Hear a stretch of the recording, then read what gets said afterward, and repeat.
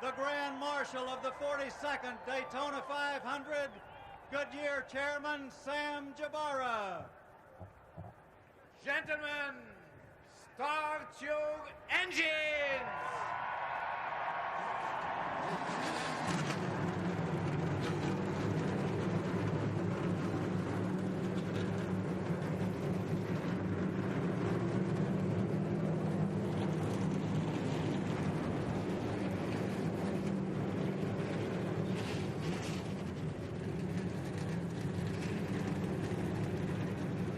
And a good day, everyone. Ken Squire here, and welcome to CBS coverage of the 42nd running of the Daytona 500. Every year, there are thousands of main events played out at weekly racetracks across America. And nearly every weekend, there's a major date for the Winston Cup Series. But ask any fan, ask any driver. There's only one race that epitomizes all this sport has grown to mean. This, the Daytona 500. Its prelude yesterday had some excitement. Matt Kenseth came home the winner, the Wisconsin driver. But take a look at this moment. That is Michael Waltrip, out of control, tri-oval, into a series of sidewinders. 9 shattering snap rolls. Less than an hour later, he was out of the infield care center, into his Winston Cup car, practicing for today's race. Sore but determined, he will start 10th today. Let's go topside now with Mike Joy. Thanks, Ken. 3 months of anticipation, and it's finally here. The biggest race of the year and the toughest to win. It took Dale Earnhardt 2 decades to win the 500. Took Darrell Waltrip 17 years. And let's look at Buddy Baker's 18th try 20 years ago. Buddy Baker, what's going through your mind right now? If it runs like it ought to, I'll be seeing you over in the victory circle later on. And after all those years of effort, all those heartbreaks, Buddy Baker has done it. This car and that driver have just run the fastest 500-mile race that has ever been witnessed on the face of the earth. Buddy Baker, what does it mean to have won the 500? You know, I still get goosebumps just thinking about what this race meant to me. It's life-changing. It's the biggest race we run in. And somebody out there in that 43-car field today is going to get to experience what I did when I won the Daytona 500. I'll never forget it, and he won't either. Ned Jarrett, twice a NASCAR champion and now America's premier race strategist. What should the folks at home look for today? A lot of ingredients, Mike, should keep this thing exciting all the way through. There are 7 rookies in the field. They're running under new rules this time for the Daytona 500, shock absorber and spring rules, which affects the handling of the cars. How will that work out? The wind is much stronger here today than we've seen it any time since we've been here about 10 days ago. That could play a factor as well. And the temperature is certainly different today. We had a cold front went through here this morning. We've been in 80 to 85 degree temperatures for the last several days when they were setting these cars up. Now we'll be going to be in the 60s, maybe get into the low 70s. That can have some effect too. We'll be back with the starting lineup and the green flag for the 42nd annual Daytona 500 after this. Welcome back to the Daytona 500, part of Speed Weeks 2000 at Daytona, presented by Fritos. As Ned mentioned, a cold front came through here this morning. Yesterday we had mid-80 degree temperatures in Daytona Beach. Today, the temperature will not hit 60. High humidity and the wind has shifted. It now comes from the north, and it's a stiff breeze out there for today's Daytona 500. Let's have a look at the starting lineup. Dale Jarrett, 2 times a Daytona 500 champion, and his Robert Yates teammate Ricky Rudd share the front row. Row 2, 2-time winner Bill Elliott, and Mike Skinner, 4th here last year. Rusty Wallace makes his 18th try to win the 500. Ward Burton, 8th in 97. Tony Stewart started on the front row last season, and Dale Earnhardt Jr., could he be Rookie of the Year? Row 5, Mark Martin, 15 tries to win it. Michael Waltrip, 5th last year. Jeff Gordon has won 2 of the last 3 500s. Derek Cope, the winner in 1990. Bobby Labonte, a close second 2 years ago to Earnhardt, and Jeff Burton in his 7th 500. IndyCar star Scott Pruitt makes his Winston Cup debut, and Joe Nemechek's in the 500 for the 6th time. Former IndyCar racer Robbie Gordon in his 3rd 500, and Kenny Irwin, 3rd last year. Jeremy Mayfield ran 3rd here 2 years ago, and Jerry Nadeau joins the Hendrick team. Dale Earnhardt, it took him 20 years, but he won it in '98. And Jimmy Spencer in his 9th 500 start. Ken Schrader, the runner-up in 89, and yesterday's winner, Matt Kenseth in the Busch race. Terry Labonte making his 22nd start, and rookie Ed Berrier. Johnny Benson in the race for the 4th year, and Rick Mast. Chad Little, 2 straight top 10s, and John Andretti in his 7th 500. Sprint car star Dave Blaney, a Daytona rookie with Robert Presley. Truck Series graduate Stacy Compton and Wally Dullenbach. Mike Bliss racing for A.J. Foyt. Steve Park's cars owned by Earnhardt. Bobby Hamilton makes his 10th start. And Sterling Marlin, winner in 94 and 95. It's the 5th Daytona 500 for Rusty's brother Kenny Wallace, and Elliott Sadler driving for the Wood brothers. They've won it 4 times. Kevin LePage from Vermont in his 3rd 500, and Kyle Petty makes his 19th try to win it. And 3-time Winston Cup champ Darrell Waltrip, the 1989 winner. There were 14 drivers who failed to qualify for this year's Daytona 500, including the Bodine brothers, Jeffrey and Brett, and Dave Marcus, who will end a 32-year streak of making the Daytona 500. Manufacturers breakdown for today. In today's field, there'll be 20 Fords, 14 Chevrolets, and 9 Pontiacs.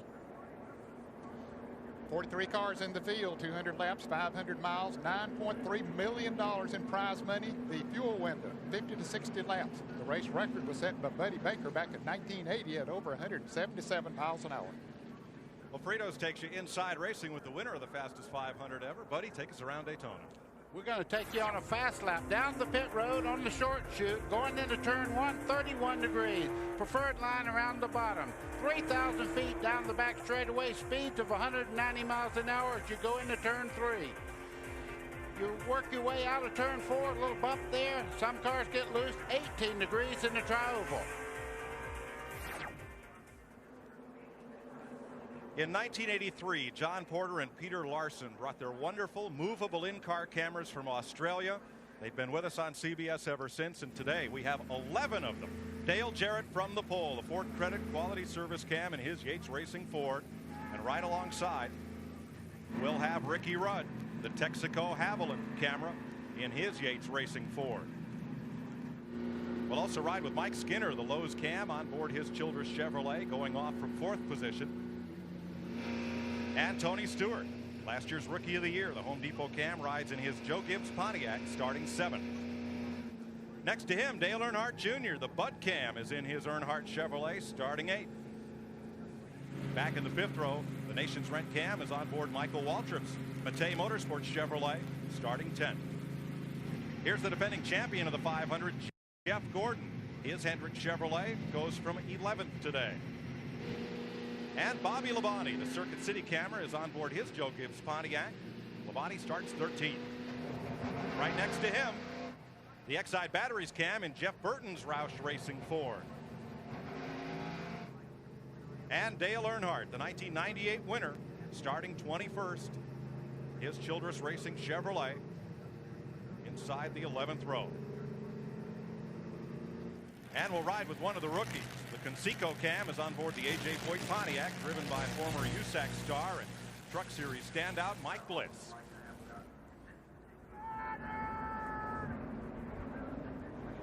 Five drivers have a chance to win $1 million bonus. The Winston No Bull 5 promotion, and 5 fans you see there in yellow paired with them. If their driver wins, they each get $1 million. And they got a trackside seat. Well, we'll see who wants to be a millionaire here shortly. Well, they'll be cheering their drivers on. The Oreca Dodge Viper team won the 24 Hours 2 weeks ago. Last weekend, Robert Huffman, the Dash winner. Dale Jarrett swept the Bud Shootout. David Keith, the ARCA 200. Bill Elliott and Ricky Rudd, the qualifying race winners. Mike Wallace, the truck race winner. Dale Earnhardt won IROC, and Matt Kenseth yesterday, the Busch race. 8 drivers are signed up to run for Rookie of the Year honors this year. Jeff Fuller did not make the field for the Daytona 500. The other 7 did. How tough this race is to win. 7 drivers have been here 12 or more times trying to win it. Jackie Joyner Kersey, with her husband Bob, a NASCAR car owner this season, will wave the green flag to start the Great American Race. The 42nd annual Daytona 500 is underway.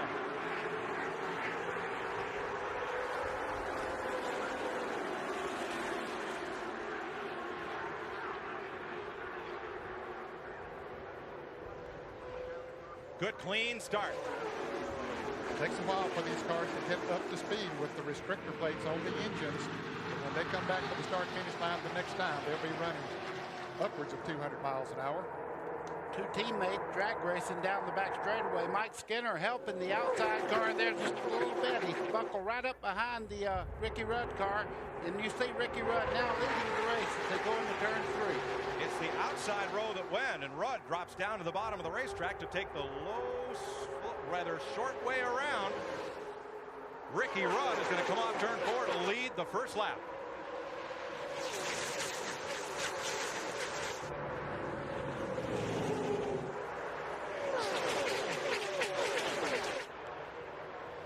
This is the 5th 500 that Ricky Rudd has led. And Ned, he's not getting away. That pack is pulled right to him. Yeah, it doesn't take long once they get the speed up to the 190, 200 mile an hour. Then the drafting comes into effect, so buddy, they can draft right up on it. Exactly right, and you can see Ricky Rudd dropping to the inside, trying to help Mike Skinner since he helped him on the first lap. All right, just for a second. Mike Skinner says, thank you, I'd like to have that myself. That's no help. Mike Skinner wants the lead. Former champion of NASCAR's Craftsman Truck Series. Here comes Skinner off the low side, but Rudd has the momentum on the outside, and the second lap is led by Skinner. Well, we were wondering if they were going to race, and then we've heard the whole race week here. Ford has the edge. Well, right now, Chevrolet and Ford are battling side by side through the corner. Skinner's crew chief, Larry McReynolds, told me this morning, we have been working on this car all week long, and we think we're there. We think we can run with the Fords today. Skinner in 31. That blue car on the inside is proving it right now. And you wait till that blue missile just behind Skinner there gets a little bit of help. Now, you talk about a car that's dominated Speedway, Dale Jarrett has. Let's ride with Mike Skinner. That's Ricky Rudd to his right as they fight for the lead off turn 4. Seesawing back and forth. It looks like Skinner will lead this lap. From Ricky Rudd, looking back at that yellow and black Pontiac of Ward Burton and clear sailing ahead. This looks like a 190-mile-an-hour pace lap. They are still 2x2 all the way back through 20 rows. Mike, I got to tell you, it may look like that, but if you're in these cars, they're jumping around a little bit. Earnhardt in the middle there, making moves towards the front. Earnhardt to 22nd position. That's Robbie Gordon, number 13, to his left. And just ahead, Jimmy Spencer. Bill Stevens. Mike, an anxious moment for Dale Earnhardt this morning. That car did not pass tech inspection. NASCAR wasn't happy with the repairs they made to the back of that car after that incident in happy hour yesterday. Kevin Hamlin and the guys got it back into the garage, recontoured the rear valence, and then they got the wave through. Here goes Dale Jarrett for the lead. 3 wide. Yes, and he has a very good drafting partner there. Bill Elliott has moved into second place. And here comes Rusty Wallace. 3 Fords break to the front of the field. 3 wide racing. Mike Skinner's caught in the middle in the blue number 31. That middle lane has not been the place to be. Well, the cars move around a lot, and you have to be very precise, and you hope nobody around you makes a move that makes you have to jerk the steering wheel. It's a pretty dangerous thing to run 3 wide here. Upper left of your screen, those red boxes indicate a driver who's lost a position or more on the last lap. Those green boxes are drivers that have moved up 1 or more spots. 3 abreast to turn 1. Michael Waltrip slip up in there. Grabbed a couple of spots in the front straightaway. And here's Skinner trying to find a way to either the top or bottom lane. He's got room to slip in there. Oh, I'm glad he didn't do it. I'm glad we're not his spotter. Yeah, that hole didn't stay open long, did it? Let's go to pit road. Dick Berggren. Dale Jarrett's crew did a Herculean job getting that race car ready to run today, Mike. They worked as late as they could last night. About 10 o'clock, they finally got thrown out of the garage. They were back in here again at 6 this morning. The team flew in 3 body specialists to try to get it right. Here at Daytona, aerodynamics is everything. They had their own special templates built to try and make sure that if something like this happened, they could figure the front end of the race car. Looks like they've done a great job of it.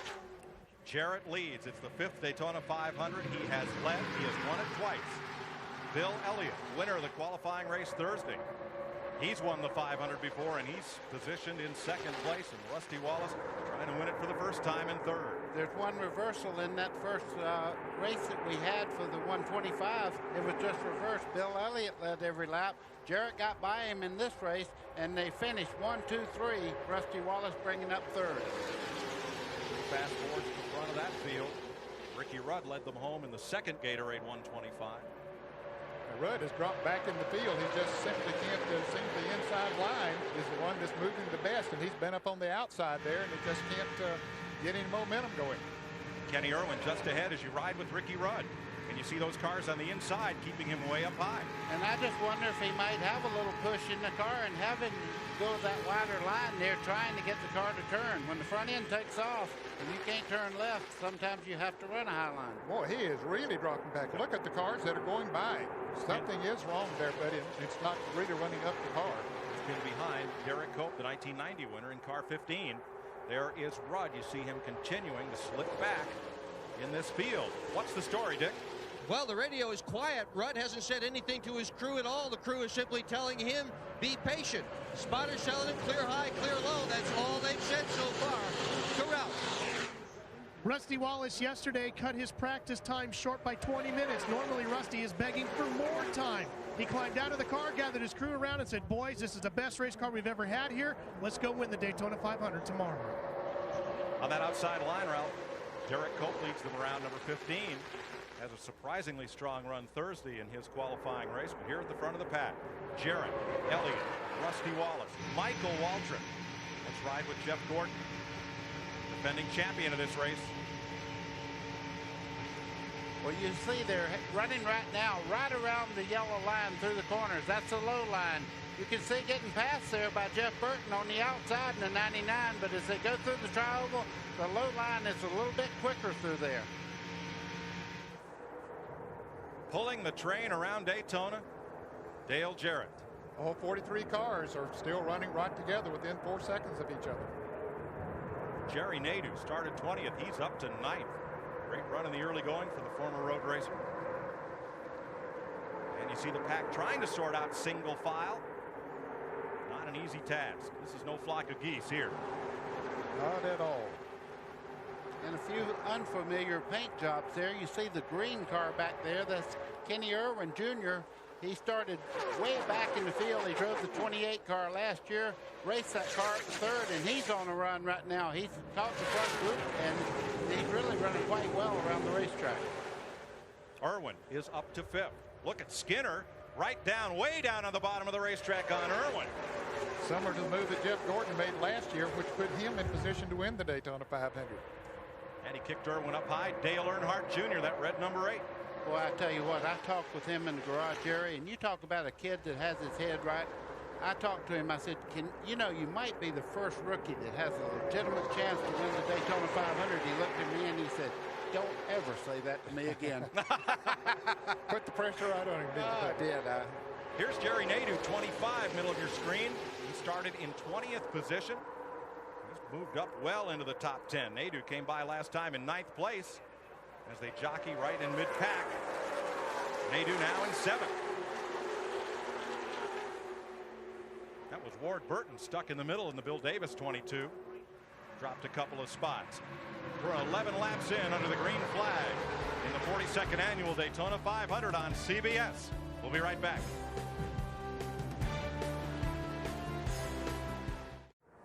Welcome back to the Daytona 500. 14 laps complete, all of them under green. And let's show you how Ward Burton got shuffled from the top 5 back to 14th. Top of your screen, number 22. That's Burton, the yellow and black car.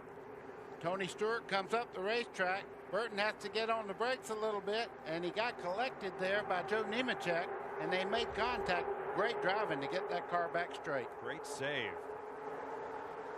Burton runs in 14th position. Leader still Dale Jarrett. Here's Ralph. Mike, I spoke to Tommy Baldwin, crew chief for Ward Burton. He said that is exactly what happened. They just got shuffled back. Ward hasn't even said a word on the radio. They're comfortable with the handling of the car right now. Boy, they're still shuffling 2 and 3 wide. Look, right there in the middle is Dale Earnhardt. A red, not a black number 3 this year. It's a red car for Earnhardt. He started 21st. He got shuffled back to 27th, and now he's climbed up into the top 10.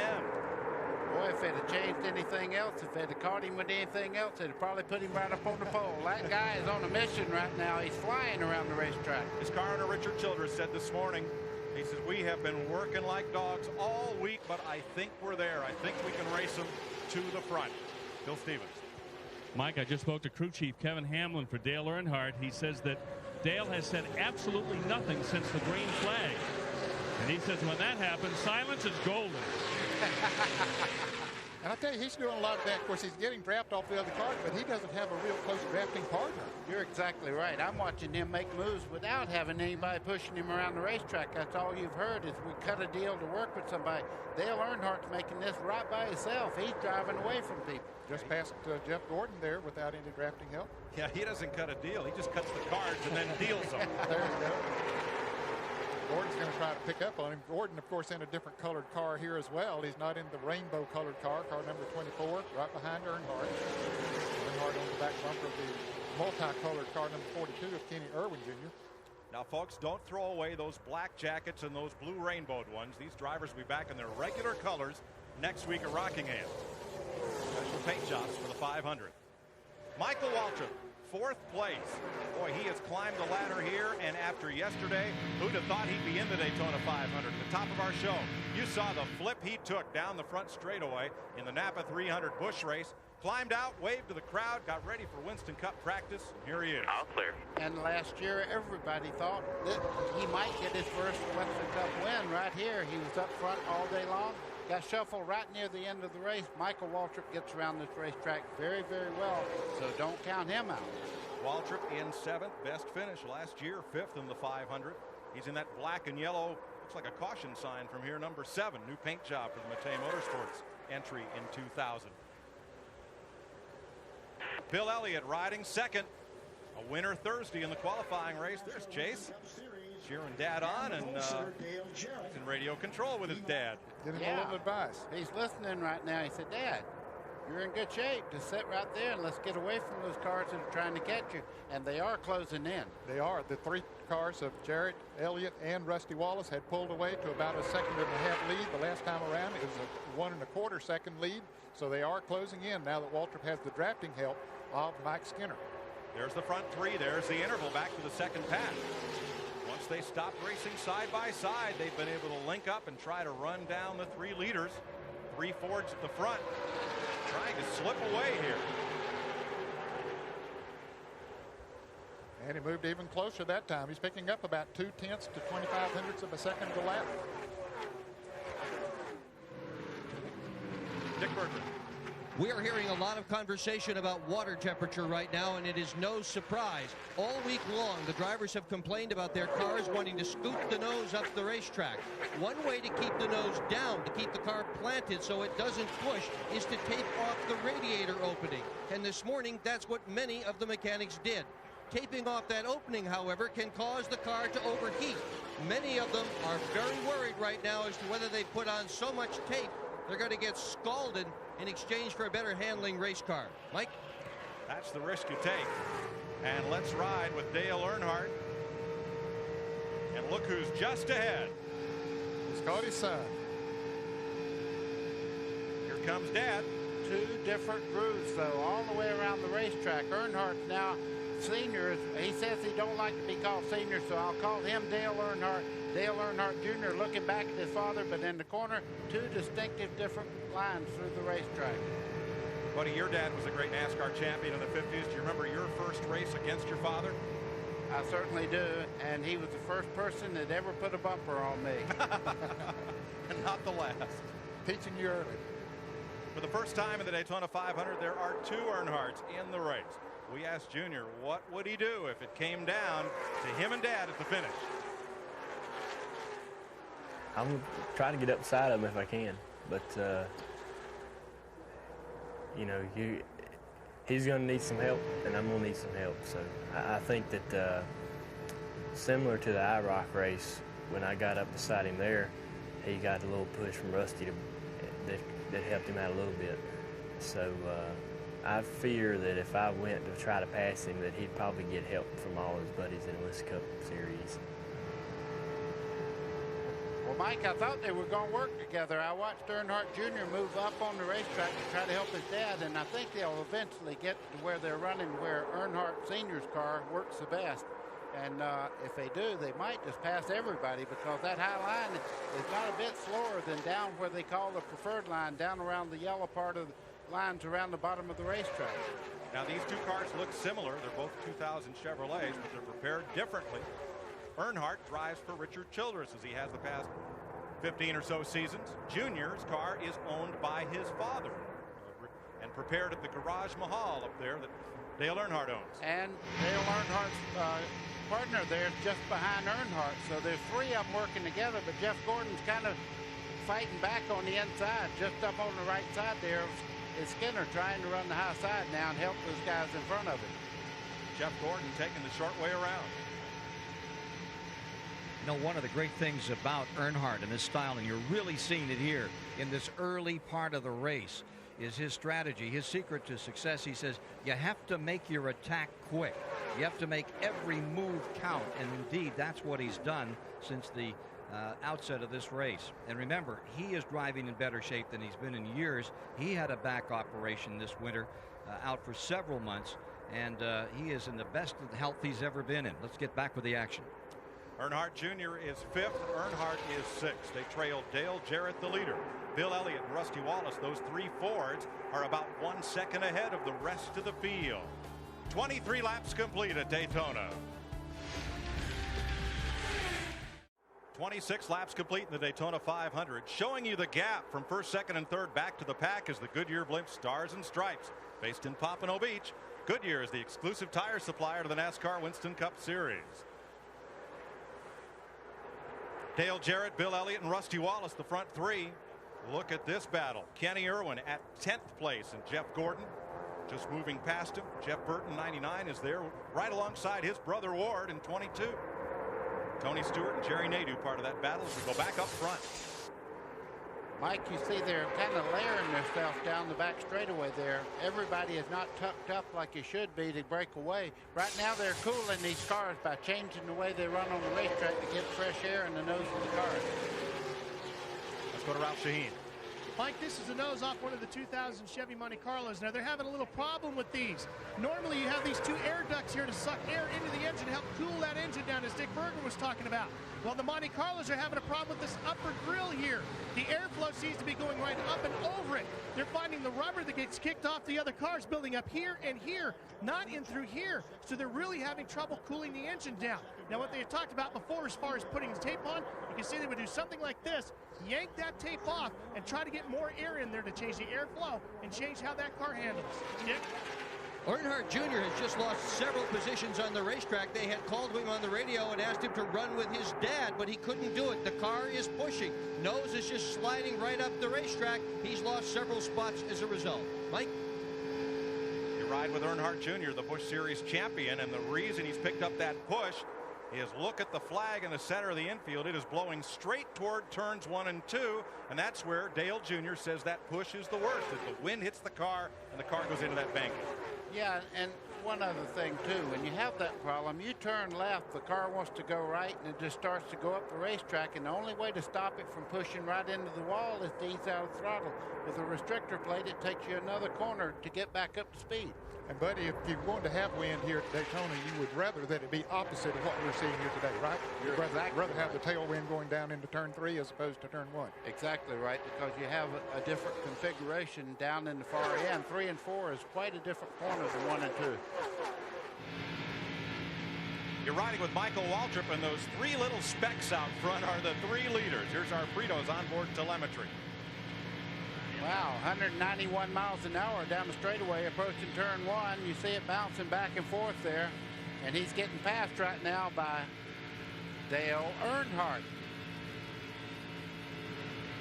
And several other cars, they're working together. We have a report that Jeff Gordon might be some smoke coming from his Chevrolet. Defending champion, two-time winner. There's a look out the back. Yes, oh boy. Oh boy. And we won't speculate on what it is, certainly, until we know what it is. But there is a wisp of smoke coming out of the back of the 24 of the defending champion of this race, Jeff Gordon. Dick Berggren. Jeff Gordon is definitely having a smoking problem. His crew chief, Robbie Loomis, said they're going to leave him on the racetrack. They are not sure where the smoke is coming from. They are concerned that it might possibly be a leaking valve cover. That's a lengthy delay to try and fix that, or possibly a minor tire rub. They don't know what it is, but they are concerned here in Jeff Gordon's pit. Well, he might not have a choice, Bill, because NASCAR will post him the next time around, and that means that he'll have to come into the pits. If they give him the black flag, put his number up on the board at the start-finish line, that means he'll have to come into the pits. New crew chief for Gordon is Robbie Loomis this year. Up until January, he'd never drawn a paycheck from anyone other than the Petties, and he comes over to run this team in 2000, and Gordon is going to have to pit. Boy, that's very dramatic. When you lose the draft on that front bunch, he'll be a lap down before he ever gets back on the racetrack. Yeah, even if they just make a very quick pit stop, he'll be a lap down, but this might not be a quick pit stop, trying to find out where that smoke is coming from. So here's Gordon putting the car into neutral and rolling to a halt. Dick Berggren. He is on pit road right now. They're going to start with tires, but it appears that there is some smoke coming from under the hood area of the race car as he keeps the engine at relatively high RPM. So far, changing tires is all they're going to do to it. No effort so far to open the hood. The NASCAR inspector says no, no, no. They're not going to let him go. They're going to, caution is out for oil on the racetrack. Dale Jarrett leads them to the caution flag as we complete 33 laps of the Daytona 500. Bill Elliott, Rusty Wallace, Dale Earnhardt, and Mike Skinner. And this caution will be a break for Gordon as his team goes under the hood. And for the guys that are out there that are having a little handling problems, now they can adjust on the cars and try to get them balanced where they can really get into the fight here. 3 cars have broken away, but it's a whole new ball game now. And of course, the break for Jeff Gordon is the fact that he won't lose as much time, as many laps in the pits as he would have under green flag conditions. This is the biggest race of the year, but it's the start of the Winston Cup Championship season. And one of the things that kept Gordon from the championship last year, 7 races in which he did not finish. That equaled the number of races he won and kept him out of the point tally. They're going to put him behind the wall and have to work on it. Well, that is a tough break for the defending champion of this race. The rules provide that if your car needs extensive work, you're not allowed to keep it out in your pit stall on pit road. You have to take it to a position of safety back behind the wall. Dick is there. They are pushing the car behind the wall. We just heard over the radio horrible words, rear main seal. That is not something that they can fix here on pit road. There's oil all over this engine. Jeff Gordon will not win this year's Daytona 500. Mike? And Jeff Gordon's car sits 3 feet from victory lane. That may be as close as it gets to that hallowed ground today. Yeah, and that's at the back of the oil pan on the race car itself. And when that starts leaking, it's really, really hard to stop it from leaking. And you're only allowed to fix that car one time. When he goes back out there, if it's not fixed, he goes to the garage. So caution is out for the first time today, and pit road is open. Looks like every driver will take this opportunity to come in, top off the tank with racing fuel, and get fresh tires. Top to bottom, left side of your screen, the leader, second and third place cars. Ralph? Mike, the preseason for these pit crews was just a 2-tire change during the shootout. This is their first live action with a full pit stop. Dale Jarrett is very happy with the handling of his car. He's going to make a 1-pound air adjustment to the right front. 4 tires and fuel for him. That's all he's going to take. Dick Berggren? Bill Elliott with a whole brand new pit crew. All these guys do is change tires and put fuel in this race car. They have been practicing all week. To Bill Elliott, to Bill Stevens. Just a moment ago on the radio, Dale Earnhardt told his crew, I want a good solid pit stop. 4 tires, 2 cans of fuel. They'll be happy with that one. Dale Jarrett leads them out as pit stops continue here. All of the cars that are on the speedway, exception of Hermie Sadler, Ed Berry, or Kenny Wallace, rather all the cars are on the lead lap. Jeff Gordon will go a lap down as they come by, and his car sits behind the wall. Jeff Gordon was trying, after the tire change and the look underneath, to leave pit road, and the man in the red jacket is the NASCAR official. He is waving caution is out. That is the signal, and he's saying you cannot go, you've got to make that repair, you can't leave. So we're under the first caution of the day, and a two-time winner and defending champion of this race is already sidelined. There he is, Jeff Gordon. Getting set for the restart at lap 36 of 200. Dale Jarrett, after speedy pit work, back in front. Mike, there was even contact on pit road just a second ago as people were going out, and here comes Gordon back into the fight. We hope to have that oil leak repaired, but he's lost several laps. In fact, he's down about 14 laps, the scoreboard is showing. We'll check that when he comes around. I don't think that's right. And trips the scoring monitor. Kevin LePage makes an unscheduled pit stop at the end of this yellow flag. Dick Bergman? Jeff Gordon is back on the racetrack. They found a broken fitting on an oil line, oil all over underneath that race car, but they've added some oil to it. He should be all right now, but not a threat to win this Daytona 500. Too many laps down. The repair took 7 minutes and 12 seconds, and now that oil that leaked is being burned off. Hopefully that'll dissipate. That's exactly what it is. Look at Earnhardt making a move there, trying to take over third spot down the front straightaway. That 3 car is motoring, I tell you. Martin had a great pit stop. He came out in second place right on the back bumper of DJ. Gordon lost 4 laps, I believe, in that excursion there, and thank goodness for the caution flag. That caused him to lose less than he would have. Those green boxes show drivers that have gained a spot since the last time by. The red boxes, drivers that have lost 1 or more positions since the last lap. Teammates working together as Dale Earnhardt takes over third spot. Mike Skinner, his teammate, right up behind him. They drafted by and took that spot away from Ward Burton. Whole new ball game after this caution flag for oil on the track from Jeff Gordon's car. Trouble on pit road to the 75 of Wally Dallenbach trying to get out of his pit, which is all the way down toward turn 1. You'll see Dallenbach trying to get out in this box, trying to make that exit from the pits. And he and Matt Kenseth will get together.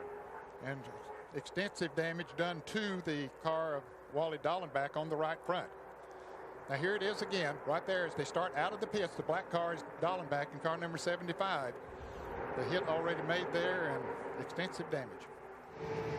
Here comes Earnhardt. You know, a week ago, that car was red from embarrassment after qualifying, and now it's red with rage racing to the front. Well, Earnhardt always has a way. As you hear the old saying, the cream always rises to the top. Earnhardt is a master on this type of racetrack, and he also has something else. A teammate that's working with him right now, the 31 of Mike Skinner. Both those cars owned by Richard Childress out of the shop in Welcome, North Carolina. And now Mark Martin, number 6. And that Valvoline Ford's going to get some drafting help from Rusty Wallace in the 2. Boy, that's a good help too. Rusty Wallace has had one of the better cars for the whole race week here, and they're working together. It'll be tough for Earnhardt right now to pull away from those 2. Dale Jarrett's going to back off just a little bit to let those Fords catch up with him. Let's ride with Mike Skinner, the Lowe's cam.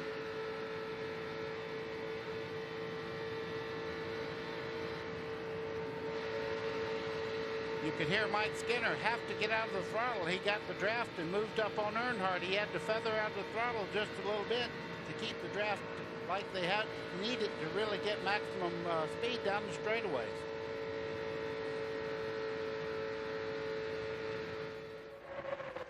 Rusty Wallace didn't quite get by Earnhardt. Now Ward Burton coming up there, number 22, might give him a shove, and does. Shoots Wallace up into third place. So Mark Martin has replaced Bill Elliott in that second position before the caution. Two of the same 3 cars are running up there, DJ and Rusty Wallace.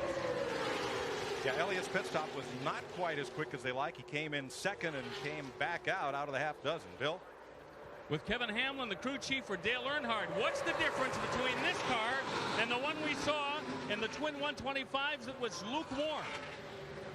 Well, we've done a lot of work since at 125. We got a little bit embarrassed. We're trying to work out the bugs of this new spring and shock package with this Jim Goodwrench Monte Carlo. I think we're gaining a little bit on it, but it's still going to be a battle today. It seemed like at the beginning there when the 3 Fords got lined up, 3 or 4 Chevrolets got lined up, and they couldn't do anything to catch them. But we'll keep tinkering with it all day and see what we can do. Hopefully this red Taz car will get us in victory lane. I wouldn't bet against it. Terrell Shaheen. Rusty Wallace's pit stop wasn't blistering fast either. These are the lug nuts that the crews go ahead and glue onto the tires using this glue right here, so when they make their stops, they're all set and ready to go. Well, one of these fell off on the left front tire, so Billy Wilburn had to take one out and put it on manually. The reason why they couldn't get away with it was a NASCAR official was standing right in their pit stall, Mike. They want to make sure all 5 lugs are tight so they don't have a vibration on that wheel that could cause a serious problem. It bears noting that the Pontiacs, like number 43, John Andretti in the center of your screen, a carryover model from last year. The Ford Tauruses have a new nose and tail section, but otherwise they're much like last year's car. The Chevrolets, the Monte Carlo, is an all-new design for 2000, and coming to Daytona with an all-new design is like going to work in the morning in a brand new pair of shoes. Until you get them worked in and get them comfortable, work on them a bit, scuff them a bit, they need some breaking in before they run well, and the Chevy teams have had all week to work on it, and they've done their homework. They've caught up to the Fords and the Pontiacs here. 43 laps complete in the Daytona 500. This CBS Sports Race Summary is sponsored by Nextel. How business gets done. After 44 laps, 110 miles, we've had 4 leaders swapping that lead 5 times and averaging 168, down from the record set by Baker back in 1980 of 177 plus. That one caution for 3 laps is what brought this pace down. Right now, the man on the move seems to be Ricky Rudd, who's getting back into it, but up in front, it's still Dale Jarrett leading the parade. Here's Mike Joy. Ken, the field has now split into 3 distinct packs. Here come the leaders, led by Dale Jarrett, and there's 22 cars in that lead pack as they come through the tri-oval to complete 47 laps here at Daytona. 22 cars strong, plus lapped cars in this group, all the way back to Bill Elliott. And they have a gap of about 6 seconds back to the second pack, led by Bobby Hamilton in that yellow Chevrolet. And that group encompasses back well through the field, and then there's a third group of cars. So we've strung out into 3 distinct groups here at Daytona, but 22 cars strong in that lead pack. It was interesting, in the first part of the race when they had new tires on, as they did have after making those pit stops, that they stayed together for 15 or 20 laps and then they began to spring out. But this time they got broken apart pretty quickly. Still a lot of side-by-side up in that front pack. There are the Earnhardts, Dale and Dale Jr. running 6th and 7th. But it was a while back. Junior was coming up on his dad, but or his dad. How was that he moved over and go? He had run his father down. And he was in a line that was running much faster, and he just pulled over and helped his dad. So he realizes where he gets his real help from, and he's first to tell you that he wouldn't be where he is without his father's help. So he's helping him now. So they caught right back up to the lead draft. They're working together. Hey, who better to learn from than a 7-time NASCAR Winston Cup champion? Even if he is your dad. That's right. Right. Well, now this first pack may split in 2. You see about 8 cars single file, and then they're still racing hard side by side. Just behind them, Jerry Nadeau inside of Joe Nemechek right there, back at 9th place. Single file, those 8 cars could break away. Bill Stevens. Jerry Nadeau having a great run today after a very busy offseason, Mike. He got married to his fiancée Jada down in the Bahamas, and when he got home to Connecticut, bought a house, and then had to put a new roof on it. His sponsor, Michael Holligan, videotaped the whole thing and put it on his local home improvement show. I asked Jerry, how'd the project come out? He said, Bob Vila, look out. And who put the roof on? His dad is a roofer in Danbury, Connecticut. Ralph. When Dale Earnhardt Jr. first started his racing career in a late model, he was in charge of getting all the stuff for his own car. So he used to sneak into his dad's shop and, look around a little bit. Then crew chief Tony Urey Sr. got mad at Jr. one day for taking a roll of duct tape. I said, is that all he took, Tony? He said, well, I don't know. His car ran pretty good back then. He was lifting a lot of parts out of the back of the shop, Mike. Dick Berggren. Well, Bill Elliott is having a bit of a problem right now. He has drifted way back in the pack, and the problem is that he overheated early on, had to back out of it in order to let his engine cool off. Crew said that it ought to be okay later on in the day. They can pull tape off the grill, give him a little bit more air. They say they just need a good pit stop, and they'll be back in this thing, Mike. Elliott came into the pits running second. Dick came out in 6th, but now he has tumbled back to 22nd place. And what can happen there if it actually starts to boil the water out, you lose water and it just gets hotter and hotter. And Bill's one of those guys that watches the gauges, and he's probably doing what he needs to do just to cool the motor back down and wait until he can put some water in it. That's what he's done. He's purposely, I believe, just moved to the back of the pack there, buddy, so that he can move the car in and out and get him some fresh air as he's doing there right now. Nothing right directly in front of him, so that will get cooler air in there. And he's still able to keep up with that lead draft. Oh, bookmark this one. These two cars, number 10, Johnny Benson, number 26, Jimmy Spencer. When they came through the tri-oval, Benson slid right up the racetrack in front of Spencer by inches. Spencer never forgets. I mean, it was a bold move by Benson. Jimmy's hanging on to him for right now, but we'll see what happens. Well, Johnny Benson has had a fast race car. That Pontiac has really run good, and so if he can pull Spencer back up through the pack there, he might forgive it. I just figured to say, cutting him off is kind of like reaching and getting a bone away from the pit bull. Benson in that number 10 Pontiac, new ride for him this year. He runs there against John Andretti. Back at the front of the field, Dale Jarrett's Ford is your leader. Mark Martin in second. In third, Rusty Wallace. 3 Fords leading the Pontiac of Ward Burton and Tony Stewart, and the Chevrolets of Don't Call Me Senior Dale Earnhardt and his son in 7th. Nemechek, Rudd, and Bobby Labonte fill the top 10. We've completed 52 laps, 53 this time by. 200 laps make up the 500 miles here at Daytona.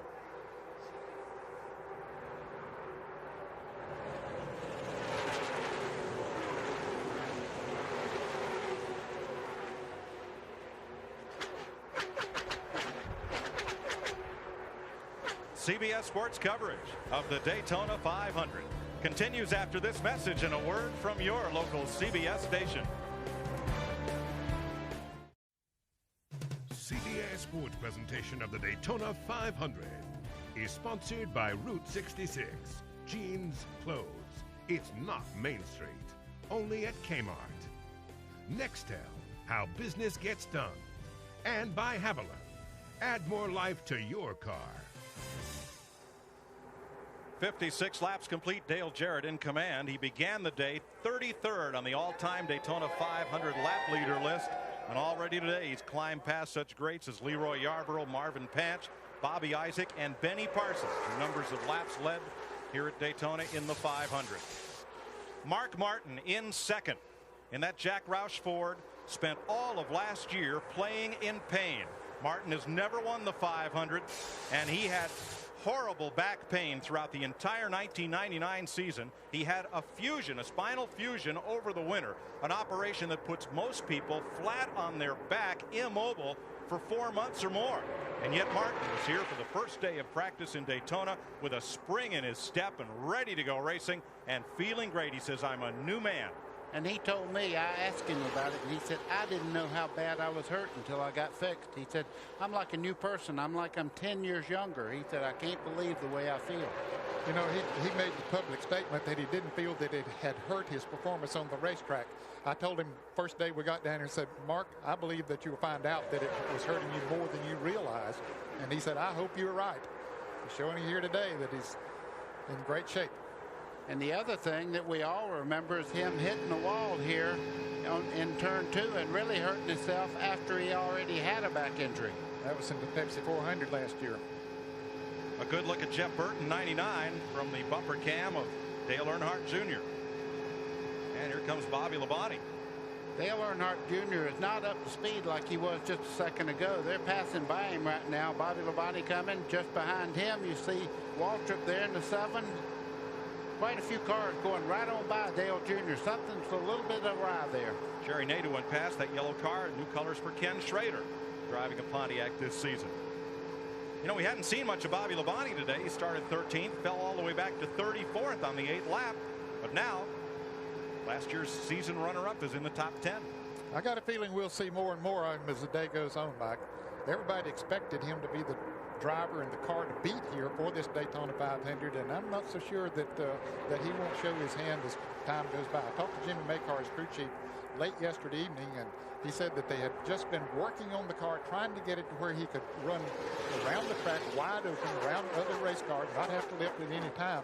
And he said, I think we're pretty close. Well, it looks like he's doing pretty good right now. Mike, and somebody that's pretty much a favorite of anybody that's watched racing in the past couple of years, Tony Stewart sitting there in 5th place, that orange car, Rookie of the Year last year, doing a great job getting that experience. I talked to him earlier in the garage area, and he said, you know, I've only been in 4 plate motor races, and I don't have the experience, but I learn every time I go around the racetrack. And there is a difference in driving when we talk about restrictor plate tracks. They only run restrictor plates on the engines here at Daytona and at Talladega, reducing the horsepower by at least a couple hundred, and there is a difference in the driving, buddy. It is that. You have to keep it wide open all the way around the racetrack. You notice you never hear the RPMs go up or down. Watching from our Home Depot cam, on board, Tony Stewart, former IndyCar champ. And a little intramural bumping back and forth here in this pack. John Andretti. He's in the Richard Petty blue number 43. Car is clear of contact right now, but looked like he had a little bit as they came into the trioval. That's Andretti right there in the 43 coming off the corner down the back straightaway side by side with Jeremy Mayfield. Just behind him, Johnny Benson in the 10. And Chad Little drops to the inside. Green number 97 right with that pack. And Andretti climbs the hill as Dale Earnhardt Jr.'s crew looks on. Those drivers are running in the 15th, 16th, 17th position.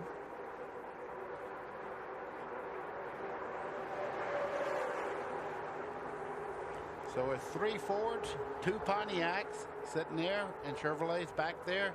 Seems to be pretty close as far as competition. It has to do with handling, not the car now. Now, early in the week, some of the Chevrolet drivers said that they had trouble when they were in the draft and not getting enough air coming right over the grill and the hood of the car. Yeah, and what that means is if you have a problem getting air in the top part of the grill where the rubber does not stick, you have a real problem, because down below there it will fill up with rubber, and all of a sudden that's blocked and you're not getting air in the front of the car. See how the pack has now come single file through about the first 15 positions. And let me explain that. These cars are going around there, and the rubber that they wear off the tires is like gum, and it flies up into the grill of the race car and sticks. And once it's in there until you brush it off. You can't brush that off on the bumper of the car ahead of you. Here's our Circuit City cam. You're on board with Bobby Labonte. He's up to 11th place. How would you like to have a mirror like that in your car at home? That goes almost all the way across the top part of the windshield there. That's how these guys really see. This part of the mirror, you can actually see all the way around the car almost just looking in the mirror. You can see both sides of the rear spoiler. You can actually see the car right there behind him. Those multi-panel mirrors invented by a Formula car racer named Roy Winkleman back in the 1960s. Looking back from Bobby Labonte. You see that white wall on the outside? Even though the track is banked 31 degrees in those corners, all around Daytona, the wall is always at a 90-degree angle perpendicular to the racing surface. And so if they happen to hit into the wall, it won't be a launching pad for them. About 10 or 12 cars here now beginning to break away. Bobby Labonte is running in 11th place, and he's back a couple hundred yards from the lead pack. Bobby Labonte and Kenny Schrader trying to gain on the leaders. 65 laps are complete here at Daytona. 68 laps completed the Daytona 500, and the lead draft is now 12 cars, plus Jeff Gordon, who is 5 laps off the pace. And they get side by side. Michael Waltrip up there out of turn number 4. Working on Jerry Nadeau. And there's Joe Nemechek in 33. Yeah, and this is the first ride for Jerry Nadeau in the 25 car for Hendricks Motorsports, doing a great job. Former Formula Opel driver in Europe. Ooh, Nadeau bounced a little bit down off the flat there, buddy. I was just fixing to say, he might be in there to talk to somebody pretty soon if he does that many times. trouble on the Bobby Hamilton number 4 car, the Morgan McClure Chevrolet, coming into the pits way off pace. He had been leading that second pack back there for a long time. But something arrived with that car. That team won the Daytona 500 3 different times, but he's headed to the garage area. So Hamilton may be our first retiree today at 69 laps. The lead draft includes Dale Jarrett, Mark Martin, Rusty Wallace, those front 3, plus Ward Burton, Dale Earnhardt, Tony Stewart, number 20, 99, Jeff Burton, 7 in black and yellow, Michael Waltrip, the 33 of Nemechek, and 25 there of Nadeau, Bobby Labonte, Kenny Schrader. Here comes Nemechek. Nemechek running very well on the high side of the racetrack. These guys right now, believe it or not, this is like watching a mile run right now. They're out there. They know they have good cars. They're pacing themselves, and they're also thinking about what to tell the crew chief and what kind of adjustments to make on that car, making where they can maybe run with Dale Jarrett. Now you say they're pacing themselves, buddy, but are they holding anything back? Yes, they are. Right now, they're letting Dale Jarrett carry him around here in the draft, and what that is we talk about it all the time, but it's air coming over the front car. He actually goes through the air, makes a vacuum, and it pulls these cars forward that are behind him. Jarrett has led more laps today than in all of his previous 11 Daytona 500s combined. Dick Berggren? Early in the week, Dale Jarrett predicted the winner of this Daytona 500. He didn't name the winner, but he named the strategy that would win this race when he said the guy who wins it is the guy who can stand on the gas the most. Mark Martin just radioed to his crew and said, I have just completed 30 laps without lifting the throttle off the floor at all. Mark Martin is running this place wide open every single lap, Mike. Wow. Let's check in on the rookies in this race. 7 of the 8 announced rookie contenders made the show. Our Conseco Cam is in the A.J. Foyt Pontiac, driven by Mike Bliss. Of the rookies, there's Dale Earnhardt Jr. 13th, Matt Kenseth 24th. Mike Bliss is running in 27th position. Scott Pruitt 31st, Ed Barrier 34th, 35th Dave Blaney, and Stacy Compton is 38th. All of those drivers are still running on the lead lap at 72 laps completed. Buddy, what was it like to be a rookie at Daytona? Well, I tell you one thing. You look at this back straightaway, and that gives you some idea of what a young driver that's never been off a half-mile, mile racetrack. All of a sudden, you see 3,000 feet down that back straightaway. And then that 31 degrees that you're looking at. The car goes up. It feels like all of a sudden you're on a 3-story house running the side of it. Ned, in '59, when this track was built, there'd never been a high bank speedway like this before in America. Everybody was a rookie. They were rookies, and I'll tell you, after you got over the initial shock of driving through that tunnel and looking up at those awesome banks, 31 degrees, I mean, it was unreal, the feeling that you had. Before that first race, Lee Petty was asked, are you ready? He said, nope. Nobody else is either. That's it. And Lee Petty believes that, too. I tell you, he was a tough competitor. Well, let's say hello to him. He's been under the weather. Lee Petty, father of Richard Petty, the Petty family, the best-known name in stock car racing. He's recuperating back in North Carolina, and we hope things are going well. And let's also say hello to Jeff Bodine in nearby Halifax Hospital here in Daytona. In the Craftsman Truck Series debut at Daytona in a fiery barrel rolling crash. Jeff Bodine went to the hospital where he is now listed in intensive care. He is trying to get back in time for Rockingham. The doc says that's not likely. But this morning at 7 a.m., Jeff Bodine called the CBS compound and said, I know the doctors wouldn't let you in yesterday, but could you come over and talk to me, because I want all my fans to know how I can't wait to get back in a race car, and I will be back. That's good to hear, because everybody here held their breath until they saw him actually being loaded into the ambulance, and he started moving his left arm a little bit, and everybody felt a relief come over. I think everybody in the grandstand, I heard them cheer. Oh, no question about it. That was a tremendous relief. We were cheering up here in the booth as well. Slow car in the back straightaway is Mike Bliss in A.J. Foyt's Pontiac. He slowed way up in turn 2 and dropped down to the track apron. It looks like he may make it around to the pits. Yeah, but he's coasting. The motor is not running on that car right now. One of the rookie drivers this year had high hopes coming into this Daytona 500. Let's have a look at telemetry on Joe Nemechek's Andy Petrie Chevrolet. Frito's telemetry. Now the question is, he's very slow on the bottom, and it looks like he's going to make it in. Bliss, I'm talking about. Out of gas. Now, Nemechek, you see the speed's getting up to 192 miles an hour. The RPM still under 7,000. And for you fans that have heard that they turn these Winston Cup cars maybe 9,000 RPMs, they will be next week at Rockingham. But these restricted engines, they simply can't turn that many RPMs. There you saw it just barely go over 7,000. Yeah, that was quite impressive. 194, close to 195 down the straightaway.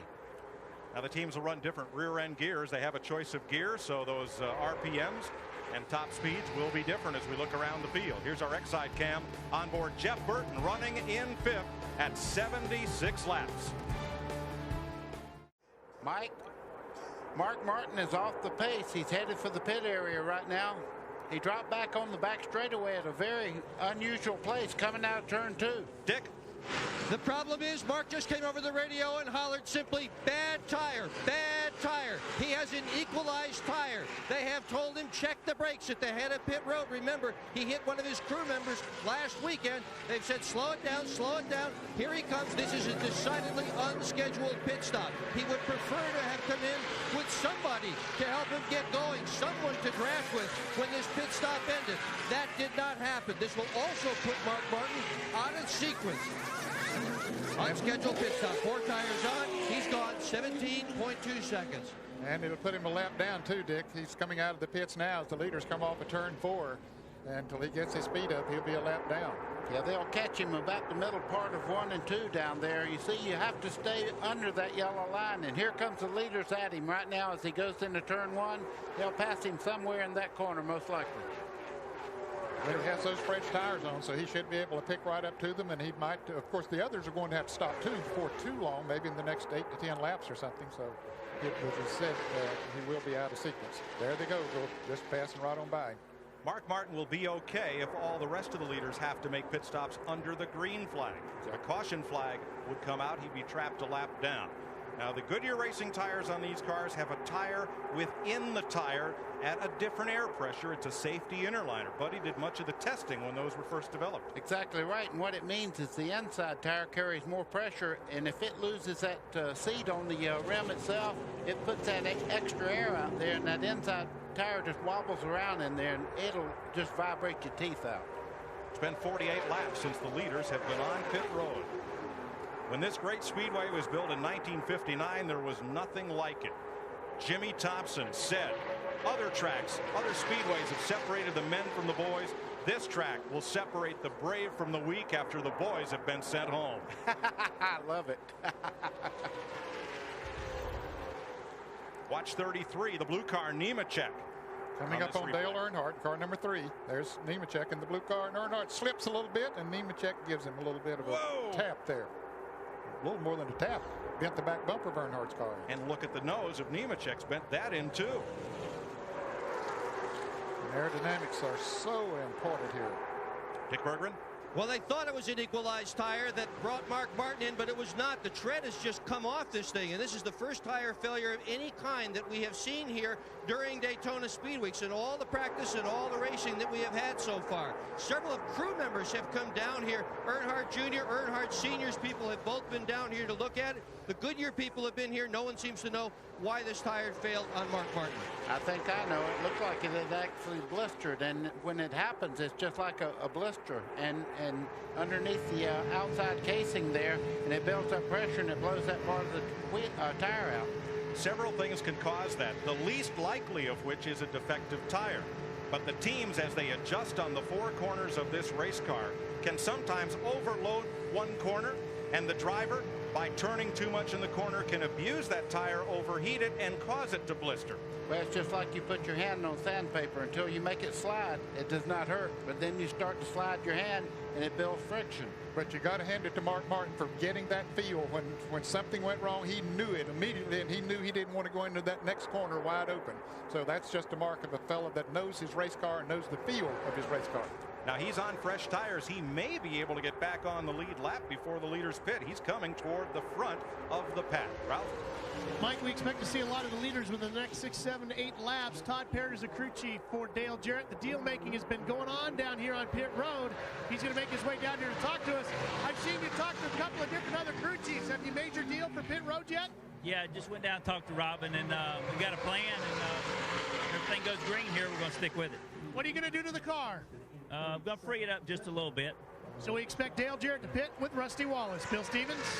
Yeah, further down pit road, little deal making. Richard Childress, team owner for Dale Earnhardt, and crew chief Kevin Hamlin just got a visit from some nice people from Michael Waltrip's team. Looks like they've made a deal, although Kevin told me, we just told them what we're going to do. They can do whatever they want. The Robin that Todd Parrott talked about is Robin Pemberton, crew chief for Rusty Wallace. Ward Burton will pit this time. Here he comes off the banking. So pit stops are beginning, and Burton, it looks like his Bill Davis Pontiac is coming in alone. Yes, it looked like he is. He was running in third place. His brother Jeff Burton was right on his back bumper, but perhaps he saw the fuel pressure gauge go down a little bit and said, hey, I better get in here and get me some gas. That's just what happened, Ed. We just picked up on the scanner. Ralph is there. Mike, they go to work on the car. They go to the right side of the car first. That is where Tommy Wallace and Tommy Baldwin Jr., the crew chief, go to work on changing the tires. They come around to the left side. They go to work on that as well, getting all the gas into the car as they can. No changes to the chassis, and he's down and away. Derek Cope is also in. Robert Presley, Rick Mast, and rookie Dave Blaney are making pit stops. The leaders stay out as we come around to complete 87 of 200 laps here in the Daytona 500. And all these teams that are making pit stops now are holding their breath, hoping that the leaders have to come in and stop before a caution flag might come out and freeze the field, with the teams that are stopping now a lap down. And I would bet, Ned, that everybody out there sent a runner up to see what the tires looked like on Burton's car when he took them off then. Absolutely, and of course it's almost impossible to make a pit stop here without going a lap down. And here comes Mark Martin. He is third in line. Remember, he lost a lap making that green flag pit stop. If he can get past Rusty Wallace and Dale Jarrett, he'll be in the safe zone. He'll be back on the lead lap. And if the caution flag should come out, he'd get a free pass all the way around to the back of the pack on the lead lap. And I predict that he's going to be the leader of the race after these other guys have to stop. Of course, he's going to be left out there with nobody to draft with, and don't know how much that might play into it. Dale Jarrett has a new pit crew. The tire changers and Jack Mann and tire carriers last year worked for Jeff Gordon. They were 5 of the Rainbow Warriors. And during the season, they shopped themselves to various car runners as a unit. And Robert Yates says, well, I've got a good crew pitting Dale Jarrett. They were good. They won him the Winston Cup championship. But if I could get these guys to work on the car just on weekends and have the fellas who also work all week in the shop just concentrate on that job, what might we have? And we'll find out because he's hired them.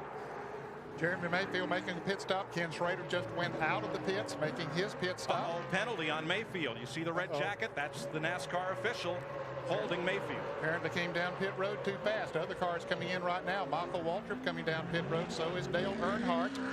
Jerry Nadeau. And the 24 of Jeff Gordon, who's many laps back. Here comes Dale Jr. Mike Skinner is in. Johnny Benson, Bill Elliott, John Andretti, and Ricky Rudd are pitting on lap 89. Bill? Dale Earnhardt is in. You're watching the oldest average age pit crew in Winston Cup. 38 years old, but they can still get it done. They'll do 4 tires. Dale says that the water's not hot enough. At some point, they're going to try to get some tape on the front of that car to make it run a little bit warmer. No chassis adjustment. Fuel is in the car. Electric tire hung up just a little bit.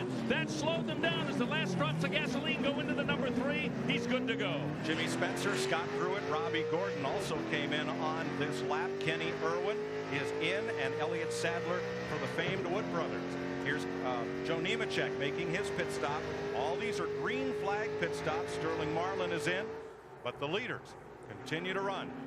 I wonder how long they'll continue to run, Mike. Of course, they know how many laps they can run on a tank of fuel, but I think it's got to be getting close. Closer than you know, Ned. The leader, Dale Jarrett, should pit this time, and likely Rusty Wallace will come with him. You can go ahead and count on that. The 3 leaders will come down pit road. I guarantee you Rusty Wallace will come in with him. Matt Kenseth is in as Kenny Schrader leaves. They're working on Steve Park's car here, the number 1. Kyle Petty is in. Kenny Wallace, Stacy Compton, and here come the leaders down pit road under green. 55 miles an hour once they hit that first line. That's the speed limit on pit road for crew safety. Ralph. Here comes the leader, Dale Jarrett, to a stop. Mike Trower and Kevin Gilman go to work on the tires. A good pit stop. They'll have that first luggage off before the tire even stops spinning. Rusty Wallace's crew already around to the left side, as is Dale Jarrett's crew. They're going to go out together after making their adjustments. Nick Berger. Tony Stewart is in his pit, as is his teammate Bobby Labonte in front of him. Stewart stopped just a bit short because the 31 of Skinner had already pitted. That ensured he would not get blocked in. Oh, Stewart has stalled the car on pit road. Oh, and now he's hit a tire. He is pushing a tire up pit road. He's wiggling the car, trying to get rid of that tire. He's still got it. It's finally gone. Oh, a tough break for Tony Stewart. Tough break. Pushed that tire all the way up pit road. And look what that will do to the front valence, the front spoiler on Tony Stewart's car. Boy, you know, when you do that, you pick that tire up and there's so much friction there. 9 out of 10 times it'll bend the middle part of that valence in, and that makes the car very hard to drive. Chad Little picked up the lead in the Daytona 500, not having yet made his pit stop. Led that last lap by. 92 laps complete. Here's the tire being pushed back behind the wall. Now that was a tire that had been taken off one of the car as Chad Little surrenders the lead and makes a pit stop. And the tire carrier takes that tire off and sets it down flat so it doesn't roll. And apparently it was set down out in the lane to where Tony Stewart collected it and just shoved it like a hockey puck the length of pit road. Early damage to Wally Dallenbach being taped over and a new nose piece going on there. Trying to improve the aerodynamics. And Ned, so far that championship pit crew that Dale Jarrett has hired is really making a difference. Right now he's pretty much out there right by himself. Rusty's trying to catch back up, but this car's motoring. It is, but he's running behind Mark Martin, who had made that pit stop earlier, and we predicted that he'd be the leader after these pit stops. All right, let's see what happened to Tony Stewart. Look at the orange car on the right side of your screen, just behind his teammate, Bobby Labonte. Okay, the trouble is this tire right there. He's going to pick it up and take it right down pit road. That was, I believe, the right rear tire from Bobby Labonte's car. You know. And what happened to Dale Earnhardt? Here's the fuel man finishing up with that first can. Here comes the second can. Oops. Missed. He slipped. Slipped and might have spilled a bit of gas there on the first can, and the fuel man slips in it, misses the receptacle. 93 laps are complete in the Daytona 500. Mark Martin is the leader. This CBS Sports Race Summary is sponsored by Budweiser, the official beer of NASCAR. Hey, race fans, this Bud's for you. 95 of 200 laps complete, 237.5 miles. 6 leaders today. The lead has been swapped 7 times, and the speed is near Baker's record from 1980 of 177, 176.8. Just one caution to date for 3 laps, and only one of the 43 starters. Bobby Hamilton is out. Incidentally, he's left the track. He was not feeling well. Neither the car nor Hamilton. Sick when he pulled off on pit road. Let's get back with Mike Joy. Ken, we're just 3 laps from halfway, and Mark Martin and the rest of the drivers who pitted early can now breathe easy.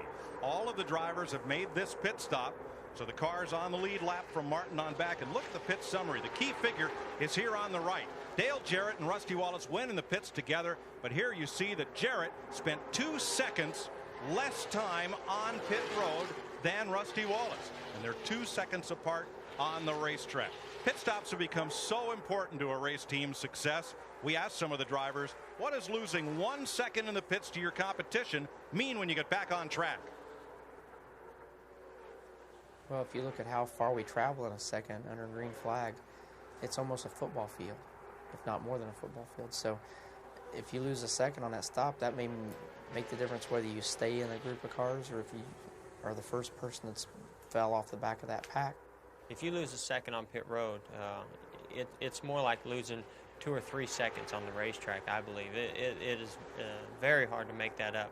You hope that if that happens, that you still have somebody that you can draft with, because if you get out there by yourself, you're pretty much done. You're probably going to go a lap down. On and off pit road is very important. Pit crews are the most important, and it's a whole lot easier to pass a guy if he's sitting on the jack, getting his pit stop done when you leave than it is on the racetrack. Not just here, but anywhere. Rusty Wallace was faster down pit road, but Dale Jarrett's actual stop was 2.5 seconds quicker than Wallace's, and there's the difference. Once they get back up to speed, Rusty Wallace has now trailed Dale Jarrett by 1.2 seconds. That's a long ways to make up back on track. Well, and the other thing it did is brought him right up behind Mark Martin. They're drafting right now, and it's going to be tough to run them down. Halfway point coming up here, $10,000 bonus from Gatorade for the driver who leads this lap, and it looks like it will be Mark Martin. Well, that early pit stop for the blistered tire looked like a tragedy for Mark Martin, but after this round of pit stops, he has the lead, and I'm corrected from Jarrett. Back to Rusty Wallace is 2.1 seconds. There's Scott Pruitt, one of the rookie drivers, going a lap down. That'll leave us 30 cars on the lead lap at halfway. Now, when this will show up as a difference, Mark Martin pitted at lap 80. Jarrett pitted 11 laps later. So this run by Mark Martin, if we stay green, will be shorter than Jarrett's. It will be, and could leave Jarrett out there by himself with no one to draft. Cross flags indicate halfway to the field. Ned, I got to tell you, that 2 car is just a little ways back, just about a second. So if he gets out there by himself, I think Rusty can maybe help him there. So it looks like the game plan may get back together before it's all over. And as the cross flags were shown, Morris Metcalf, 6 decades a NASCAR official, there in the Pepsi scoring tower, took off the headset, handed it over to Tim Hudson, NASCAR's new chief scorer. The headset is passed. Well, I'll tell you, he's had a remarkable career. He was scoring races when I was racing. Only 2 official head scorers in NASCAR since it started. Joe Epton, and then he passed it on to Morris Metcalf, and now today, Morris Metcalf passes it on, as you said, to Tim Hudson. And a very dignified man, too. I went in there many a time with smoke coming out of both nostrils, and I'd say, I know I beat this guy. And he'd say, buddy, you didn't beat him. I just go on back to my car. I didn't argue with him because he was always right. And until recently, scoring was all done by hand on scoring lap charts, one for each car, and tapes were done of the car. Each car as they passed the start-finish line. Morris's nickname was Morris Never Missed One Yet, Kev. There you go. Of course, it's done electronically now. Each of the cars has a chip on them as they come across the start-finish line. It'll register, but they still have a score for each driver in the scoring stand there as a backup situation, just in case the electronic deal should not work. 102 laps, Ned. Mark Martin leads Dale Jarrett and Rusty Wallace, 3 of those fast Fords out front. Michael Waltrip, Ward Burton, Dale Earnhardt in 6th, Bobby Labonte, Tony Stewart, despite playing hockey down pit road with that errant tire, is 8th. Jeff Burton is 9th, and Joe Nemechek is up into the top 10.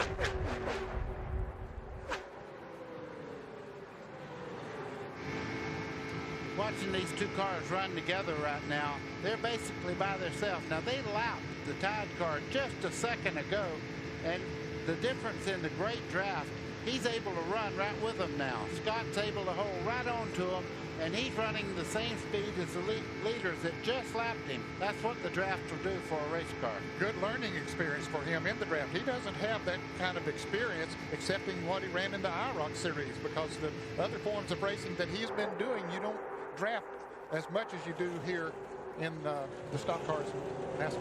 Well, the guy I was talking about is Scott Pruitt, and what he's doing right now, he's in that lead draft, and he went from 188 to about 191. Trouble on Jerry Nadeau. He had a great early race, but it's still a rough ride here at Daytona. The bracket welded to the chassis to hold the rear shock absorber on. Well, it's broken. They've had to make repairs and try to get Nadeau back out there. Boy, he had such a great run going. Dick Berggren. Well, we just had pit stops, so you might think it's too early to make deals for the next one. Not for Tommy Baldwin, who is the crew chief for Ward Burton. They are getting absolutely terrible fuel mileage, so they're going to have to come in fairly early. So Baldwin came down to Mark Martin's pit and said, how about we all hook up together? Remember, Martin had that bad tire. He pitted early, so they are going to try to pit together. It's a long way down the road, but that's the game plan. To Ralph. I just talked to Todd Parrott, crew chief for Dale Jarrett. I said, what are you going to do when you have Mark Martin disappear and you get hung out by yourself? Are you going to try to hook up with Rusty? He says, nah, we're just going to try to stay out there by ourselves and hope we can get it done. 105 laps complete. Mark Martin in the lead.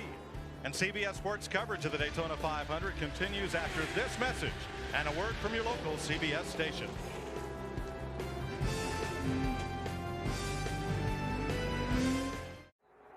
1,000 feet above Daytona International Speedway, these pictures are from the Goodyear Blimp Stars and Stripes. The fleet of 3 domestic and 4 international blimps continue a 75-year tradition as aerial ambassadors for Goodyear.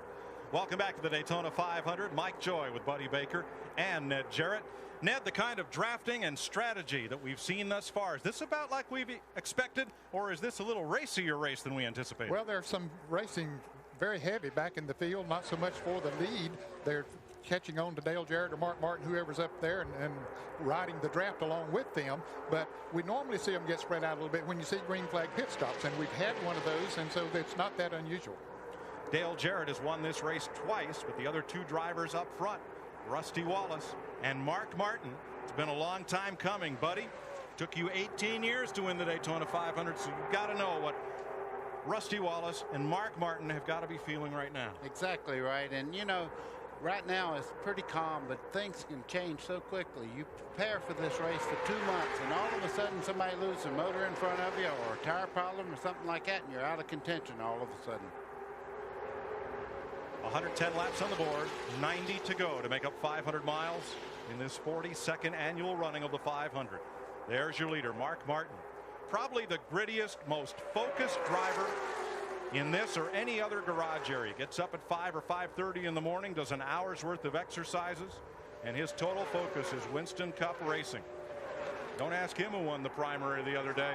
His focus is right there in the garage area. You got that right. And when I first met Mark Martin, he weighed about 110 pounds, and his arms were about the size of most people's wrists. He realized to be a great race car driver, he had to do something special. That's why he went into this great weight program. He looks like Arnold Schwarzenegger from the waist up. And, buddy, Mark Martin is on a pace to erase your race record. Yes, I know it. Well, 20 years Baker's record has been the fastest Daytona 500 ever. That may change today. Well, I got to tell you something. If I lose it, it's been a good ride and it's been a good record. I don't mind losing to these guys because they're the best in the world, and a record is just what it is, a record. It can be broken. You know, you guys are talking about Mark Martin and his business of pain and his high threshold of pain. That goes way back. In 1980, he was up in Madison, Wisconsin, crushed his foot, broke his leg in a race, was told he wasn't going to be able to run for a year. He said, I'm going to have to be back in a month. And he said later, that doctor, I was very lucky with that doctor because he understood. That doctor was the father of Eric Heiden, the Olympic gold medal speed skater. And Mark incidentally said, I was racing again in 3 weeks. Mark Martin's never won the Daytona 500, and like every year, his and every other team prepares for this race through the entire offseason. We asked Mark Martin, what about his chances of winning this 500? I want to win every race that I enter, and my whole team feels the same way. And there's a lot of effort. The last 3 months has been focused right squarely on the Daytona 500. The only problem with that is you've had another 50 race teams that have done the same thing. So it's a very competitive race, and there will only be one winner. Mark Martin out front with Dale Jarrett, but that second pack is beginning to close. The gap had stabilized at 2.3 seconds. Let's look back. Here they are, just 1.6 seconds behind the leaders. And the reason for that, you have so many cars just behind there. These two cars just behind the Mark Martin and Dale Jarrett cars are back just a little bit, and they're actually holding the front bunch as that other group is motoring right up on them, and Rusty Wallace has a car equal to any car that's in front of him right now. Now, how would you know that, Buddy Baker? Well, I've had to do that before. I came out one time 18 seconds behind, and they kept calling off the times, and I kept picking up and picking up. It's a great feeling. Oh, and the car. Yes. I drove that number 2 in some test programs. Rusty broke a collarbone in a skiing accident. He called me and said, would you go to Talladega for us? And I went, are you kidding me? And I went down there, and I'm going to tell you something. It's the first time I've skipped to the shower in a long time. I felt like a kid again. I enjoyed it, and it's nice to see the car run well, but I pull for everybody out there. And I want you to know, because I tested for him, he had a broken shoulder, has nothing to do with the way I feel about the rest of the people in this field. Wallace was skiing. He was 50 feet from the bottom of the mountain on the last run of the day. Got his tips crossed up, went end over end. But he's okay, and out here in third, and maybe in a position to win his first Daytona 500. 115 laps are complete. 119 laps complete. Nearly 300 miles in the Daytona 500. It is sweatshirt weather and a brisk wind blowing there at the flag stand as Mark Martin leads Dale Jarrett. While we were away, number 7, Michael Waltrip. Michael Waltrip right there loses the back of the car from the draft off of the 3 car on the high side. You see him go on the flat. He fights for control. Jeff Burton saying hold it just behind him. He gets it back straight. No harm, no foul. Good job of driving there, though. That thing could have got away from him awful easy. What did Jeff Burton see? That's Michael Waltrip just ahead. Whoa. Yow. Got those left wheels down below that yellow line and gets it straightened back out, though. And Waltrip continues to run in the 7th position. Let's ride with him with that Nations Run onboard camera. Remember, Waltrip had a bad flip yesterday in the Busch Series 300 miler, but he's okay to go today. Mike, he's running straight right there. And he comes off the corner. We're riding with Michael Waltrip down the back straightaway. He's glad to be going down that back straightaway, because usually when you lose the back like that in the draft, you don't get it back straight. Just great driving got him corrected there. 300 miles, 200 to home.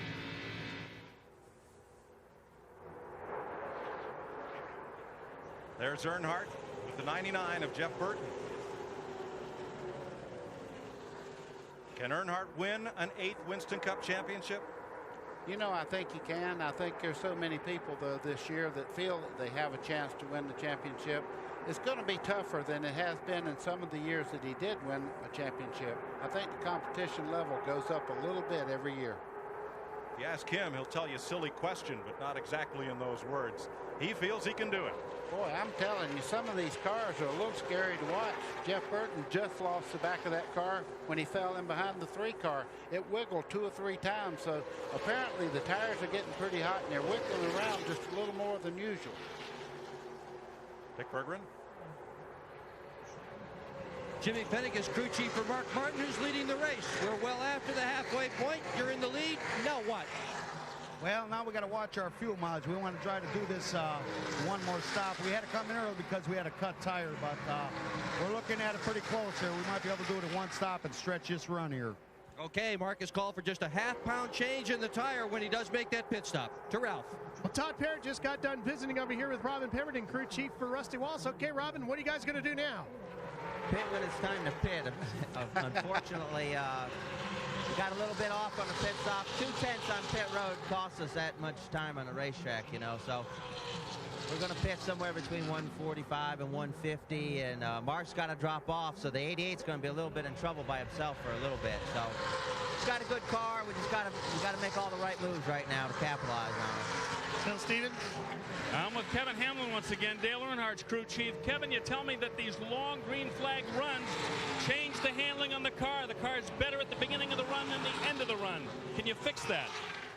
We're working towards that direction. We're still just getting a little bit too tight the longer we run.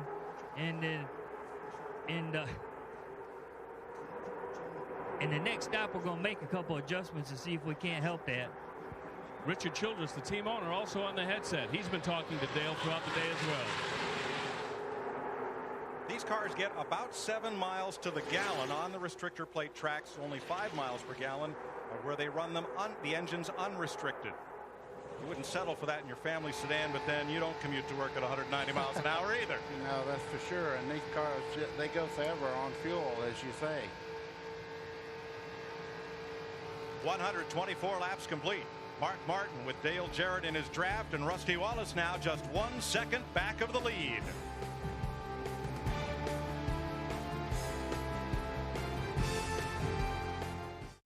In 1979, CBS was the first to bring you live flag-to-flag network coverage of NASCAR in 1979, and every single year since. The man who's been putting the picture on the lead pack, Neil McCaffrey, 22 years at Daytona for CBS, giving you these great pictures.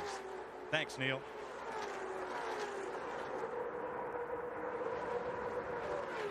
...128 laps. Going to be at least one more pit stop. And only one caution flag today. Lap 33, oil from defending winner Jeff Gordon's car. Brought out the first and only caution.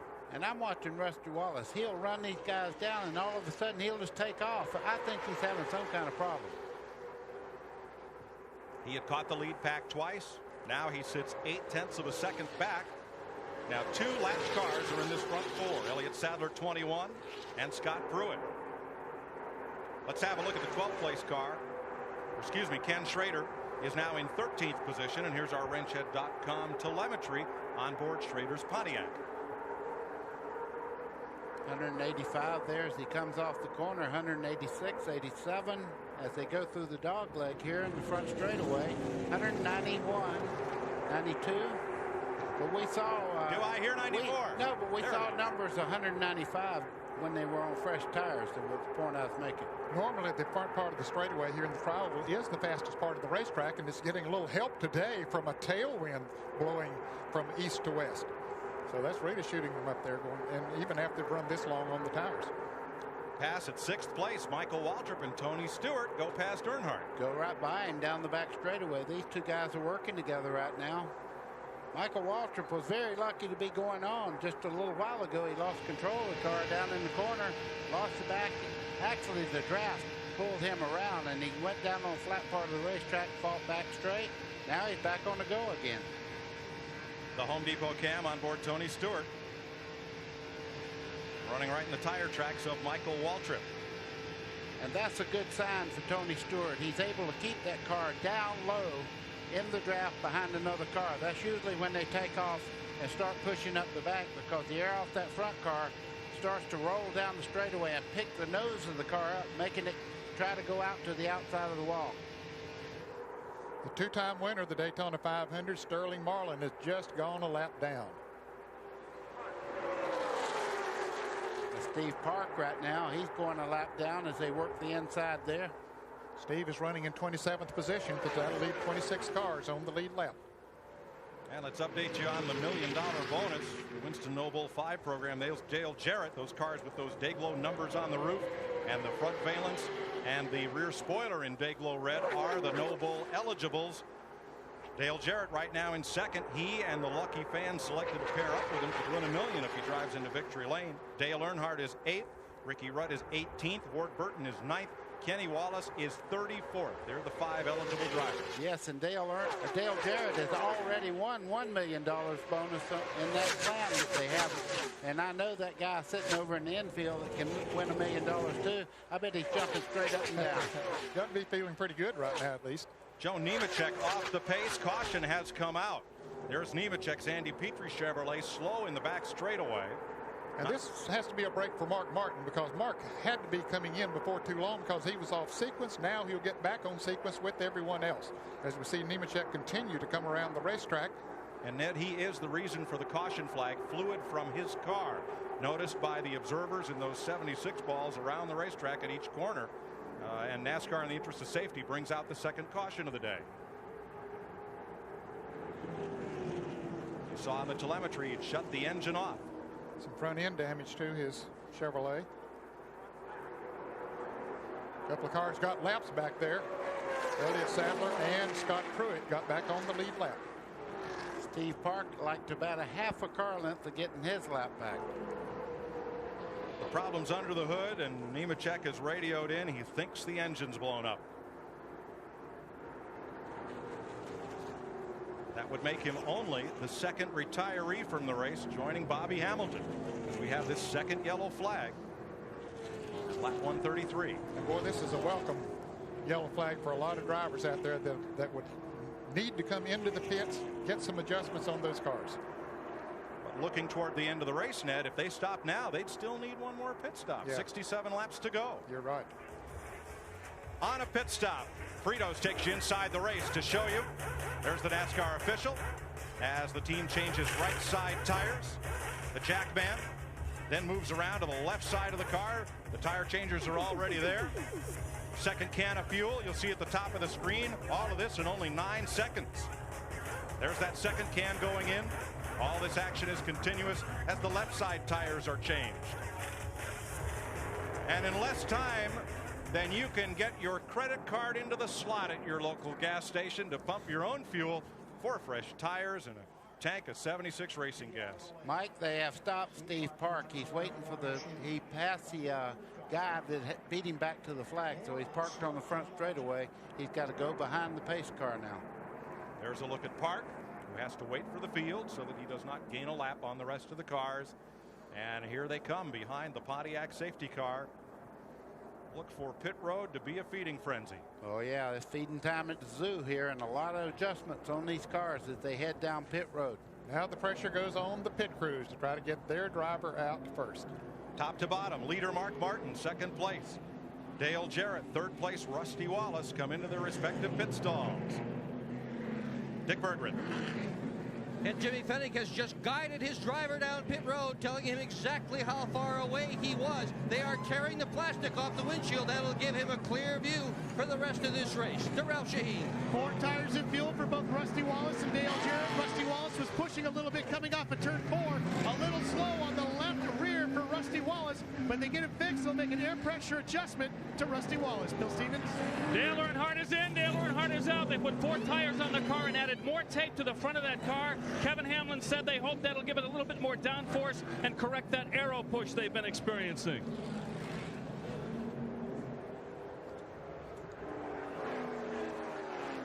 Mark Martin leads them off pit road. There's Ricky Rudd, who picked up a bad push early. The outside pole sitter, that black number 28, trying to win his first Daytona 500 in his 23rd try. And at 134 laps, we're under the second caution of the day. We'll be back with you live on CBS after this. This CBS Sports Race Summary is sponsored by Haviland. Add more life to your car.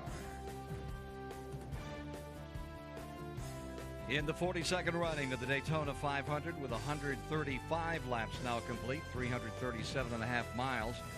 6 leaders, 7 lead changes, average speed 178, and that's going to go down with this caution period now underway. Second caution of the day for 5 laps. Bobby Hamilton, we had that report that he was feeling bad. He was feeling mad. That's what we were now told, and well, he should. He's a guy that could win this race anytime, but had an engine failure out there and has left the track. 2 retirees of 43 starters, and here you see the rest of the field getting ready to get at it again. And let's get back in the booth with Mike Joy. Well, thanks, Ken. This second caution flag coming out for Hamilton, or the second caution flag has evened up the field, because now the drivers that pitted early are right back in sequence. All of the cars on the lead lap pitted together. This caution flag was for Joe Nemechek, and we're going to go back to racing, it looks like, here in 1 lap. Bobby Labonte has been penalized. He will get a stop and go penalty from the NASCAR officials. During the tire change on Labonte's car, one of those tires rolled out into the pit lane, and that's a violation. Let's look at what happened. Labonte's will be the green car. There goes the tire. Unfortunately, everyone was able to miss it. As if you have Michael Waltrip coming out there, he misses it. Here's what Mike Skinner saw.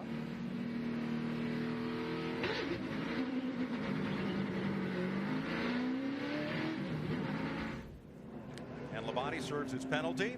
We also saw Dale Earnhardt Jr. lose some spots leaving the pits. Rookie mistake, took off in the wrong gear. That happens. Wednesday on CBS, don't miss the Dixie Chicks, Faith Hill, and many more performing live. Who will take home a Grammy? The world will be watching Wednesday on CBS. 27 cars on the lead lap as we get set for this restart. There are 4 Fords up front: Martin, Jarrett, Jeff Burton, and Rusty Wallace. Fritos takes you inside the race on drafting. Yeah, and it actually has beautiful color at it. You see the blue part, that's the over air that goes over the car. The red part there that you see runs down the side of the car, and you can see the air just behind the car going over and actually tumbling behind the second car. That's what the draft is. The front car breaks the air apart. Second car has the benefit of running in air that's actually moving and pulling him forward. Get set for this restart, and the big gainer was Ward Burton. Came into the pits in 9th place, and Tommy Baldwin and that Bill Davis crew got him out in 5th place. Ralph? Mike, the reason why Dale Jarrett felt he lost to 125 the other day to Bill Elliott was that his restarts weren't any good. They changed the gears, the lower gears, to get a better drive on the restarts. He's hoping that can make a difference here. They're going to have one more restart here and there. Bobby Labonte came into the pits 4th, and now with that penalty, he's back in 24th. But he came in, took the penalty, went one lap, came back in and topped the fuel off. Wonder if he's thinking about trying to go the rest of the way if this thing goes green the rest of the way. Well, he's got to run 63, 64 laps. That's a lot. I can't believe he can run that much. They're building a new nose there behind pit wall for Tony Stewart to correct those aerodynamic problems, and we're back under green. Lap 137, 63 to go. Mike talking about Tony Stewart. That's Tony Stewart in the orange car there as he goes by. He has just a little bit of damage on the nose of the car for the people that just joined the telecast. He hit a tire there on pit road, and it didn't hurt it much, but just enough to make the car drive a little weird. Dick Berggren has more.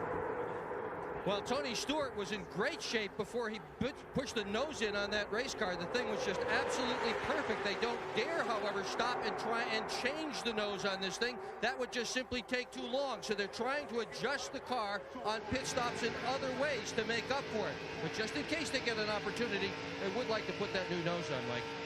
You're looking back from the rear bumper, and you see on that car in the right front of the car behind what happens when you get a little damage in the nose. That's just flapping around there on the right front corner. That's Wally Dallenbach, and if you want to see what ugly is, that car is ugly. You can see the front moving around, and there it goes up the racetrack, and that's due to the front end damage that he has, not being able to turn and stay down. Dave Blaney there to the inside, the rookie driver, over sprint car race. And here's our Ford telemetry looking back at Kevin LePage. He's going to get up near 195 miles an hour. Yeah, that's going down the backstretch into the headramp. Stewart under Earnhardt at the back of that lead pack. I see trouble coming too. I see Jeff Burton right up there. And if he gets up to Mark Martin, that could be a new wrinkle in this race, because they do work very well together. They're teammates. Jack Roush, the owner of both of those cars. 8-car single file, and then it's double wide down in turn 1. You're with Jeff Burton. Looking at Dale Jarrett there, second place car, and just in front of him his teammate Mark Martin. 4 Fords, the Pontiac of Burton, the Chevys of Skinner and Earnhardt, then Stewart and Benson in Pontiacs, and Chad Little's Ford rounds out the top 10.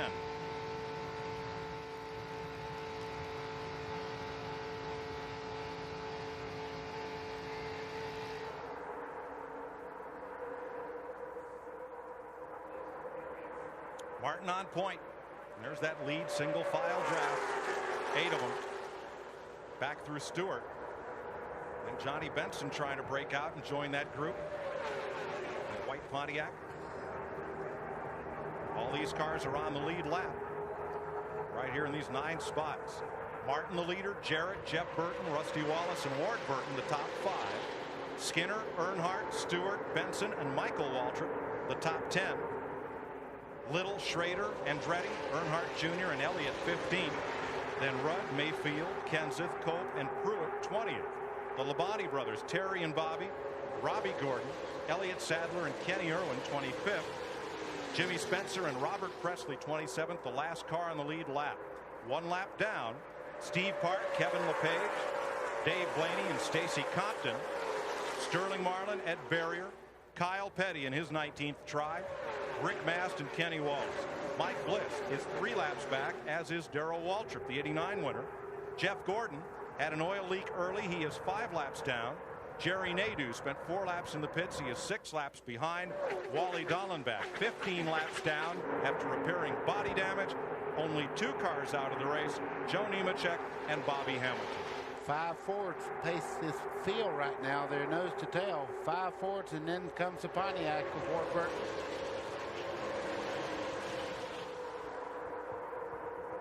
Early this week, the Fords dominated qualifying. They won both of the 125s. How much advantage, if any, Ned, do these Fords have now? Well, we see 4 of them out front there right now, and then we've seen the Fords up front all day long, so apparently they might have a little bit of an advantage.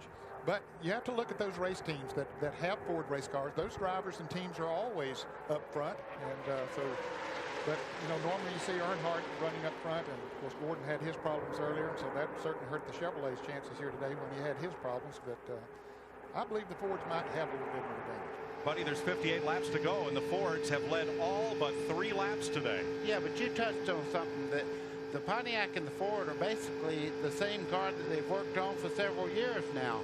This is a brand new car that Chevrolet has here. I'm sure after they work on it a little bit, even next week where downforce is, you really need a lot of downforce, I think the Chevrolet's going to be okay. I think they have to evaluate this thing a little further into the season. They could even have an advantage when you go to the flatter racetracks and take the restrictor plates off of the cars with the downforce that they have on those cars. I think they look forward to going to Rockingham, Las Vegas, Atlanta, and some of the other tracks.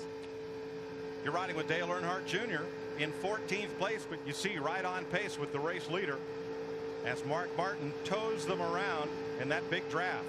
Stacy Compton there in the 9 car. You can see they move around quite a bit. It looks like a Sunday ride from this angle, but when you get really close, you see these cars jumping around quite a bit.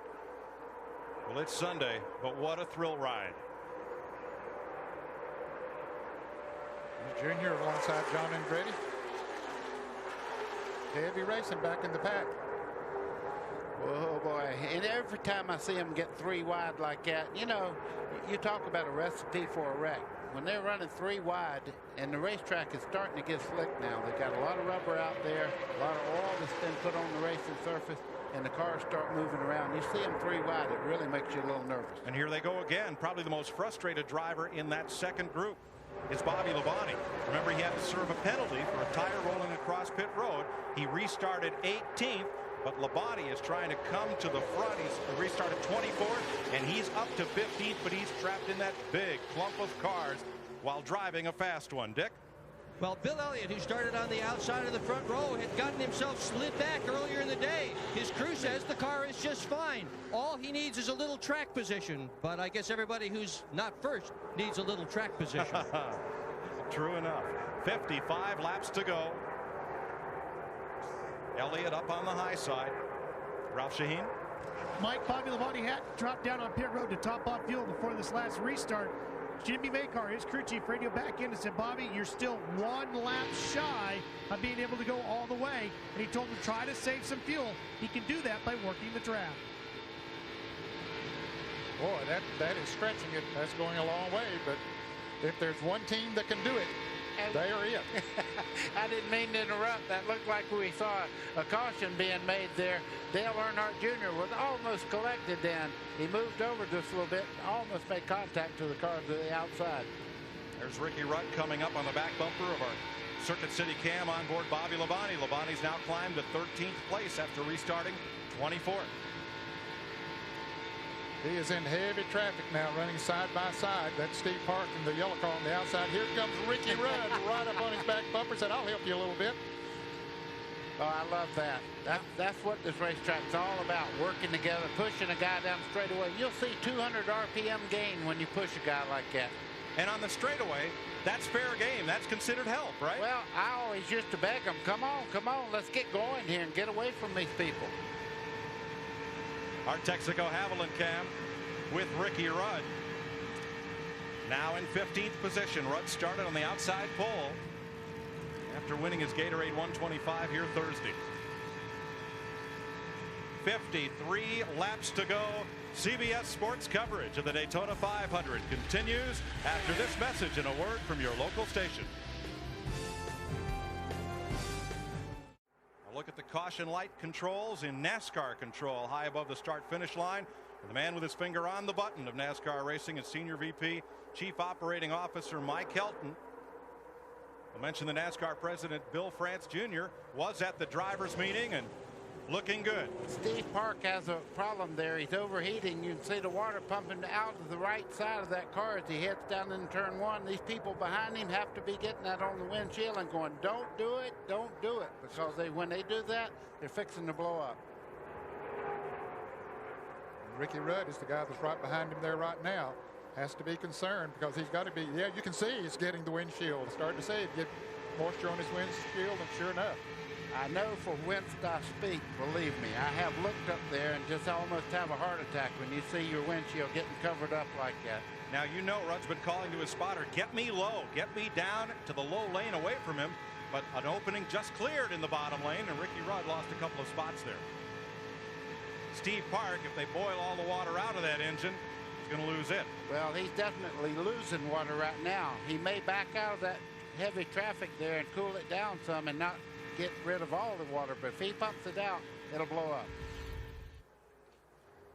Now there you see the radiator overflow is at the right base of the windshield. And the reason they put it there, if you're not looking at the gauge, they look over there and they see that it really just starts fogging the whole right side of the windshield up, and you will see it. You see him pulling over right now. So Park, the former runner-up and most popular driver in NASCAR's modified series in the Northeast, will have to come to pit road. 8 drivers now have broken away. You see that lead pack as they come to the start-finish line there, led by Mark Martin. They've broken away. Tony Stewart's car ran up there with them for about 10 laps after this caution flag, but he can't keep up anymore. Cars in that lead pack are Mark Martin, Dale Jarrett, Jeff Burton, Rusty Wallace, all in Fords. Ward Burton's Pontiac, Dale Earnhardt, Mike Skinner, and how about Johnny Benson? Johnny Benson is running a great race right now. Talk about hot. Yes, that's hot. There's Steve Park. Came into the pits, raised the hood. Old unfaithful. Oh, that's mean. Talking about Johnny Benson, that's him in the 10 car right there. And you see that car is really on a mission today.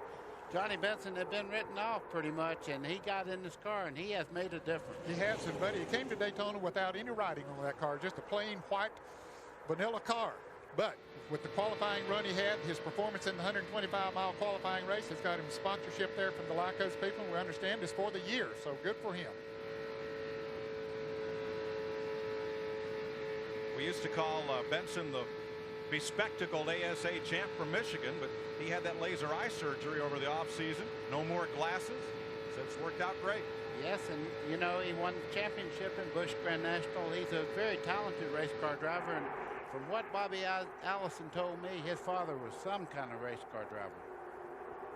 Now here is Bobby Labonte.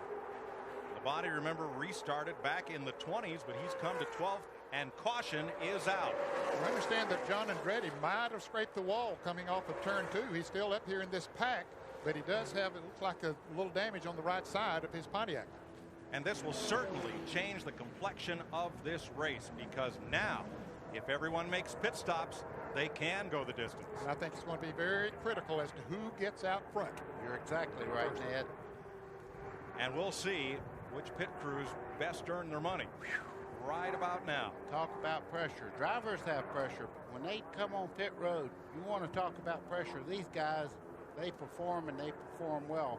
But if you make a mistake, you have to live with it. Look at the damage to the side of John Andretti's car, the left side, where you see those big black, the drivers call them donuts. Somebody got in the side of Andretti. And apparently got him into the wall, because there is damage on the right side as well. But that's probably the reason right there. Somebody got in the side of him and brushed him up against there. Cosmetic damage, buddy? No, that's real damage right there, especially if that right side got in the wall. It's pretty hard to hit this wall in Daytona at 190 easy. 44 laps to go, 43 when they come by, if pit road opens. And there you see the damage to the left side of Andretti's car. That part right there is not the problem. If indeed he did get into the wall, as Ned said, then the right side is the problem, because that's really just a donut. That's kind of like a black eye for a fighter. That's nothing. It's Andretti's 7th Daytona 500. He is racing great Mario Andretti's nephew and looking for his first top 10 finish in the 500. Here comes everyone but Jeff Gordon and some of the other lap down cars to pit road. Dick Berggren.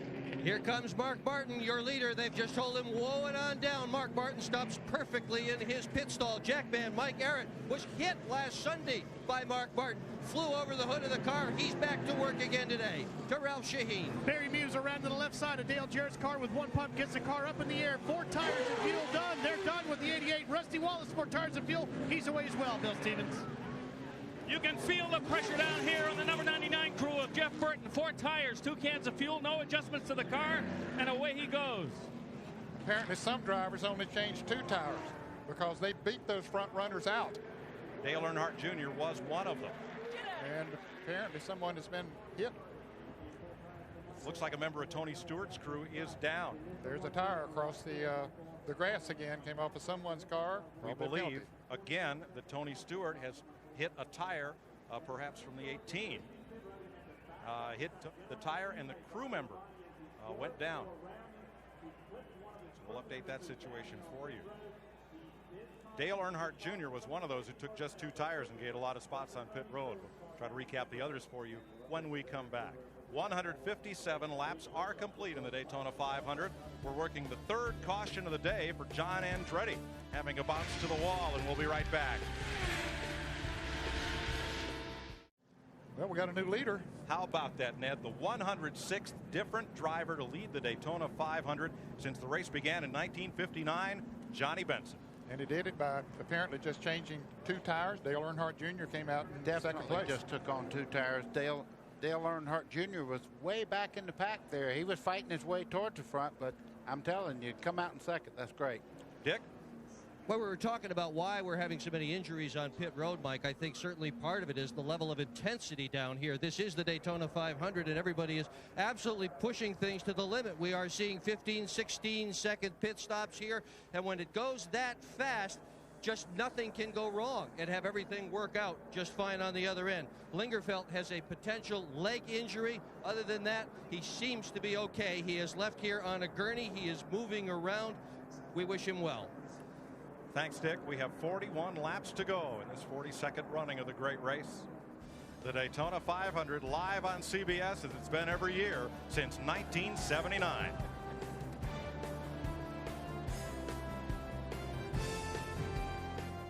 Lap times. 38 laps, 95 miles to go. We're back under green.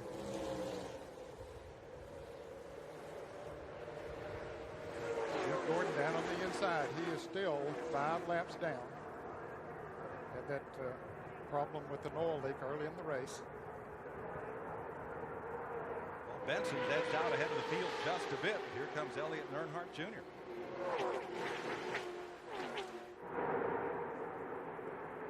Oh, Elliott to the outside, and Earnhardt made the same move and almost got him. And almost got Bill Elliott on the outside there. Here comes Mark Martin on the inside, though, by Dale Earnhardt Jr. to take over second spot. And Martin, like Dale Jarrett right behind him in the 88, got 4 tires instead of 2. Now Elliott with a good run off of turn 4, though, shoots back up there in second place. Boy, he's got a strong car. He came off the corner there pretty much even, and he pulled right on up there. Now, can Dale Earnhardt be helped to Earnhardt Jr.?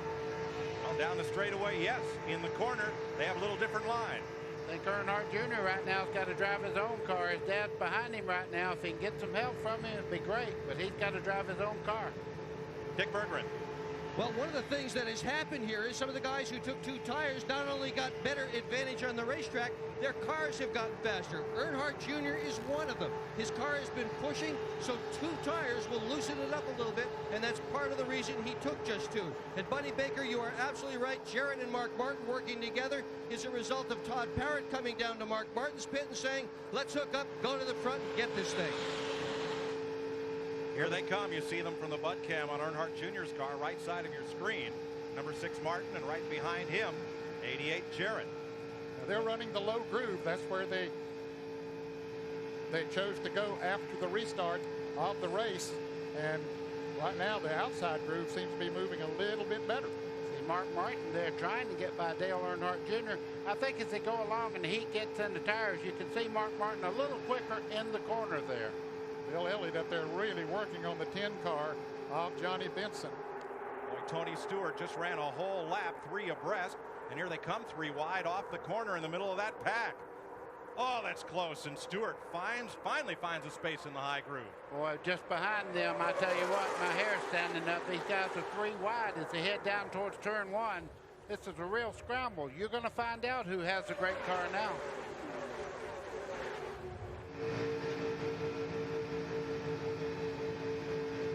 From Earnhardt Jr. on the right, looking ahead at Dad. Dad's sitting there in pretty good shape right now. He got by Junior, and he said, let's go. We got to go to the front. He's running out of laps. 3 Fords lead those 2 Chevrolets, and Robbie Gordon now up to 6th.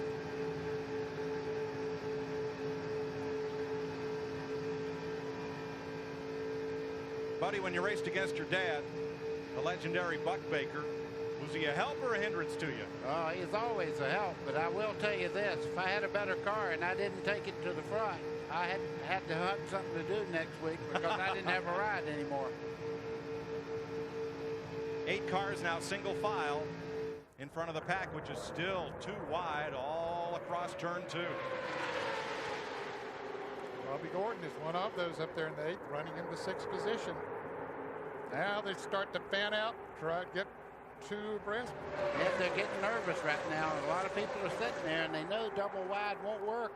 A lot of cutting off there. You see Dale Jarrett on the top side trying to get back in line with the guys on the inside.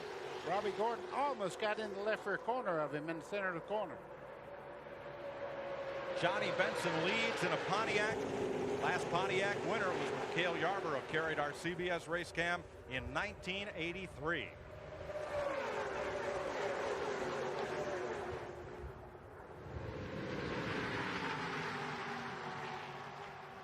Now it's 7 single file, trying to establish some sort of breakaway, but I'm surprised they're not pulling away from all this double file racing. And they're turning some pretty good laps. Johnny Benson's turning laps faster than we've seen in quite a while since the early part of the race. There's Wallace down on the inside. Number 2, left side of your screen. He's got Ward Burton with him right in line. And Mike Skinner. I'm getting a report that there might be a hole in the front of the Earnhardt Jr.'s car. They said the grill may have a hole in it. There it is, right on that left side there. That will take a little aerodynamics out of the car because that screen actually lets the air pass over the car and helps a little bit, but that should not hold him back if he can get up under somebody. Now that single file group has gotten to 10 cars. Not for long. 1993 on lap 168. Rusty Wallace was then contending. He's right back in it again today. But that year, coming down the back straightaway, was when he had that vicious crash, tumbling several times down out of turn number 2. Wallace continues to pace his way. On the restart, he was to 10th as a starter. He's up to 7th, and caution is coming out on the track for Derek Cope. We're down to decision time in this $9 million shootout. And there is the Bud Moore, number 15, pulling in. Let's go back to Mike Joy. Ken, I believe he brushed the wall up in turn number 3. They were 3 abreast there.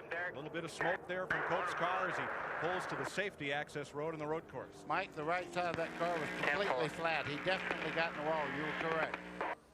And that will bring out caution once again. At lap 169, it is the 4th yellow flag of the day. So he's going to park it on the road course and walk back in. Directly behind you on the road. Cope, the 1990 winner, driving for Bud Moore out of Spartanburg, South Carolina. Great run in the qualifying race Thursday. Yeah, finished 6th, started right at the back and worked his way all the way up to 6th. And he was one of the better handling cars, as Ned pointed out during that race. Now here's the question. Caution is out. You have enough fuel to go the distance. Do you stop now? I don't think those that change 4 tires will, and the way those are running that change 2 tires, I don't think they will either. I don't think they'll give them that track position. Ned, you're right. What they're doing right now is everybody has already put the tires through a heat cycle, and right now they're not coming in to lose that track position. 169 laps complete. 170 this time by. We're under caution at Daytona. This CBS Sports Race Summary is sponsored by Ford. The latest innovations, the greatest traditions. After 170 laps complete in this 200-lap, 500-mile, 42nd annual Daytona 500, had 7 leaders, 8 lead changes, 164-mile-an-hour average speed thus far, and 4 cautions have been thrown. And we have 3 cars out, and we had 26 cars running about 4 seconds apart. There you see the attrition on the race. And what a story we have developing up in front with Johnny Benson out of Grand Rapids, Michigan, leading the field down. Let's go to Mike Joy. Bill Elliott, 2-time winner, rides in second as cars make final pit stops before we go back to green. And in third, just 3 months out of back surgery, is Mark Martin. We've got a Racing Electronics radio on board with Mark, and let's see if we can get a word with him, Ned. Hello, Mark. This is Ned Jarrett with CBS. You read me? Yeah, go ahead. Looked like you got a great car there today. Yeah, I'm really proud of this Valvoline Cummins Taurus, man. She's hooked up today. I think it's going to come down to who's got the most friends, though. We're going to see if we got any out here or not. Now, a few of those cars, Elliott, the 2 in front of you, Bill Elliott and Johnny Benson, only changed 2 tires there. That didn't seem to affect them that much, at least to this point. No, that's going to be okay. That's going to be a reasonable choice. But when it comes down to the last few laps, it might hurt them or it might work out okay. But the bottom line is really going to be who runs with who here, who decides to stick with who. Have you got a friend? Do you have a friend? I don't know if I got a friend or not. I guess we'll find out here shortly. Okay, go get him, Mark. Well, just behind him is a guy that wants to get to the front also, and that's Dale Earnhardt in the 3 car. 29 laps to go in the Daytona 500. We'll be done cleaning up with this caution shortly and be back under green. Budweiser, the official beer of NASCAR, is the proud sponsor of the Bud Polo Award, given to the fastest qualifier at each NASCAR Winston Cup race. Last weekend, Dale Jarrett captured the first Bud Polo Award of 2000. Last Sunday, in the Bud Shootout, Jarrett finished first, while his teammate Ricky Rudd finished upside down in a multi-car incident. Since 1979, Anheuser-Busch has awarded more than $7 million as the title sponsor of NASCAR's Polo Award program. Welcome back to the Daytona 500. Cleanup continues in turns 3 and 4. They put down some speedy dry up where Derek Cope brushed the wall and may have had engine trouble, and now they're blowing that away. So we'll have another lap or 2 of caution. And let's see if we can get a word with last year's Rookie of the Year on the Winston Cup circuit. You're riding along inside the Home Depot Pontiac of Tony Stewart. Buddy? Tony Stewart, this is Buddy Baker. Can you read me? Yeah, buddy. I noticed they've worked on the left front corner of that car. How's the aerodynamics after you hit that tire? Terrible.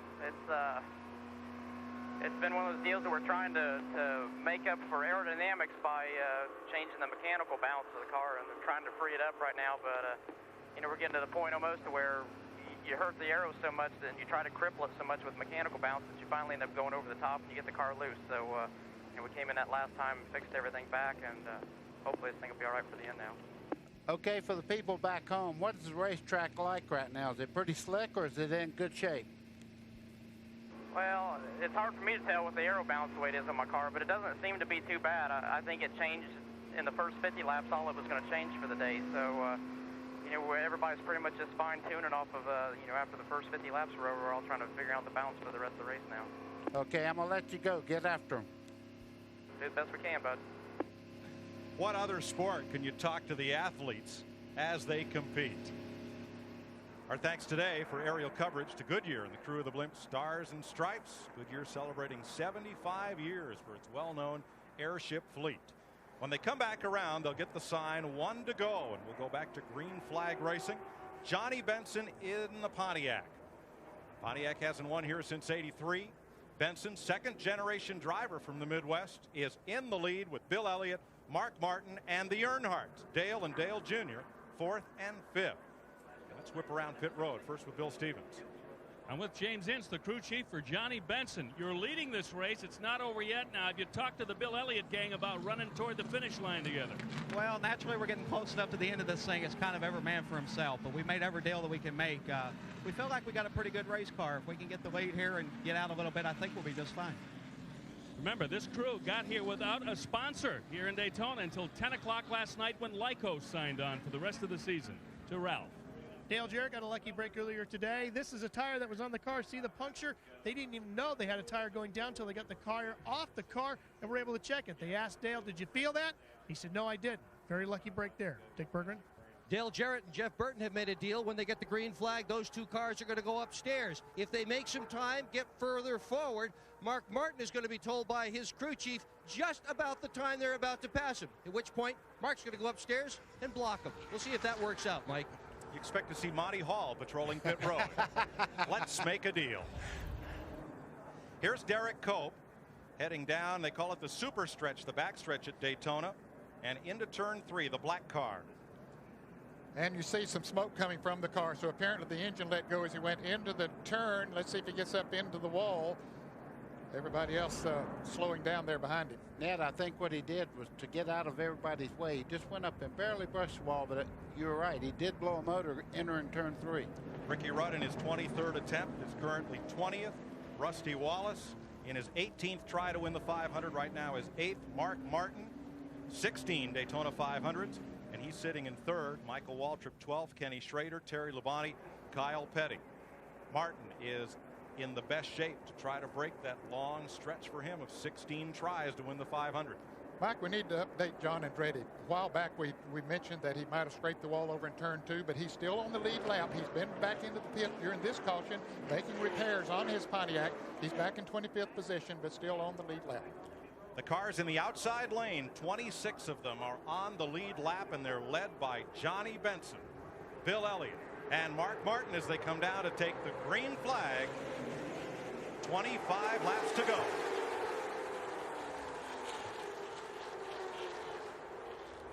And the best thing right now that Johnny Benson has going for him is Jeff Gordon on the inside right there. They're not able to swing down and get a run on him off the corner there.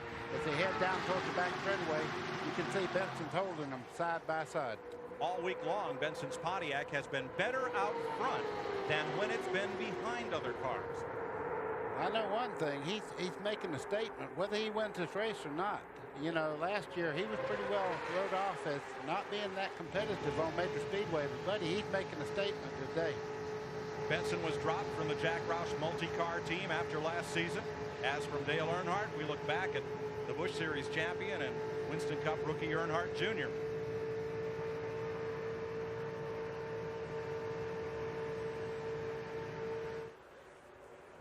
Jeff Gordon is giving them plenty of room to race. He's not up there, you know, charging and holding back anybody. He's letting them go at it themselves. And I tell you, that's real sportsmanship. He could be up there racing side by side with any of those cars, which it would hurt them. So he's a good friend to a lot of people there. Exactly right. He's pulling over and letting that outside line just go right on by now. But they're not waiting. They're starting to move around now. Oh yeah, the time's come. You got to go. Here's Earnhardt Jr. to the outside of Mark Martin. And Dale Earnhardt got passed by a couple of cars. Here comes Jarrett down on the inside of Junior. Junior will learn going up like that a lot of times to get him in trouble because Dale Jarrett's right there.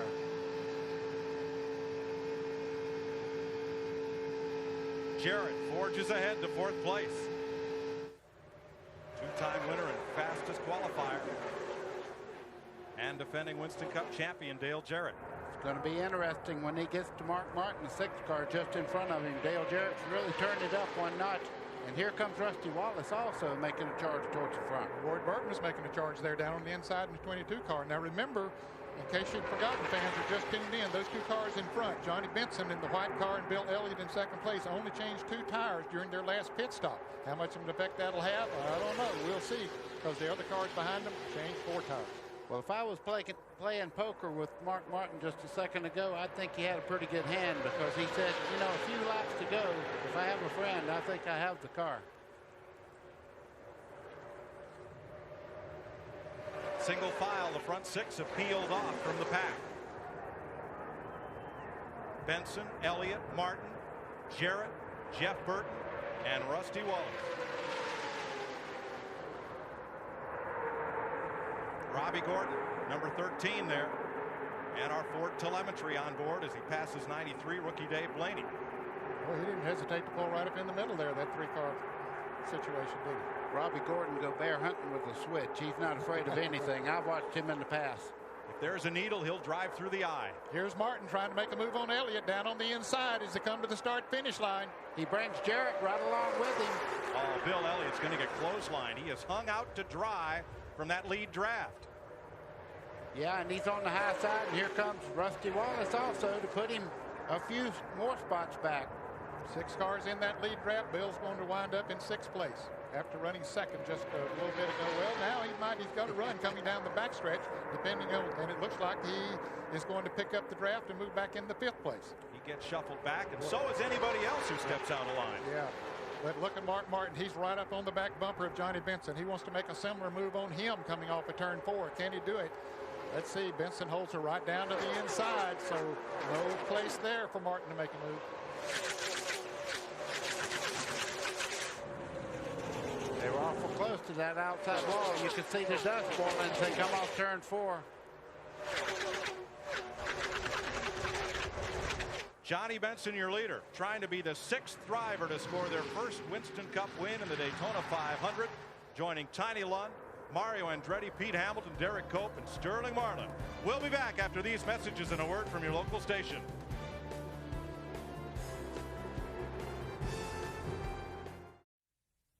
CBS Sports presentation of the Daytona 500 is sponsored by Pepsi, the choice of the Daytona International Speedway and the 2000 Daytona 500. Exide NASCAR Select, the official automotive battery of NASCAR. And by Pep Boys, cars like us, people love us. 16 laps to go when they come by. Look at this rush. 3 abreast, back at about 15th place. Scott Pruitt in the middle in that 32. He said he needed experience. Believe me, he's getting it right now. 1 lap ago, Mark Martin tried a move on Johnny Benson, and Johnny slammed the door hard in Martin's face. And they are running some very fast laps right now. Over 191 miles an hour the last time around. And that's some of the fastest laps we've seen today. And Johnny Benson hanging right in there, holding off that bunch of Fords behind him. Pretty good for a fellow who didn't make the show here 2 years ago. Bill? Mike, you mentioned Johnny Benson slamming the door on Mark Martin after the last pit stop. Johnny told his crew that that car is so good now, he can keep it as low on the racetrack as he wants. And he said, if anybody wants to get around me, they're going to have to get me on the high side. Darrell Shaheen. Dale Earnhardt Jr. is going to get sent to his room after this race. Dale Earnhardt Sr. just radioed in, said that 8 car just cost us the race. Who's driving that thing anyway, and who's he work for? In fact, he's not helping us out at all, guys. He works for his dad, who called that in. And I think he just got slammed in the back by Bobby Labonte. Good bet that Jarrett in 3rd and Jeff Burton in 4th. 2 Fords will link up and make a run at the front. But you got Mark Martin there, who is Jeff Burton's teammate. They work awfully close together, so you know they try to help each other if possible. But any of us going to try to do whatever they can to win the Daytona 500. You're exactly right. And I'm watching Mark Martin move to the outside right there, taking a look. He's moved left side, right side. He's trying a lot of things right now. If he can get Johnny Benson to start working that mirror and get him offline, somebody will get by. 14 laps, 35 miles to go. Father and son. Martin went high, expected Dale Jarrett and Jeff Burton to go with him. Jarrett went to the inside, though. Now let's see what Jeff Burton does. He'll probably go with Martin and leave Jarrett down on the inside. Benson's trying to leave nobody to draft off him. He's trying to close the hole. He does it. Benson gets back to the bottom and hangs on. Mark Martin hung out to dry. Everybody's going by him. When you run at the front, you have no friends. Wow. 13 laps to go. It's not over yet.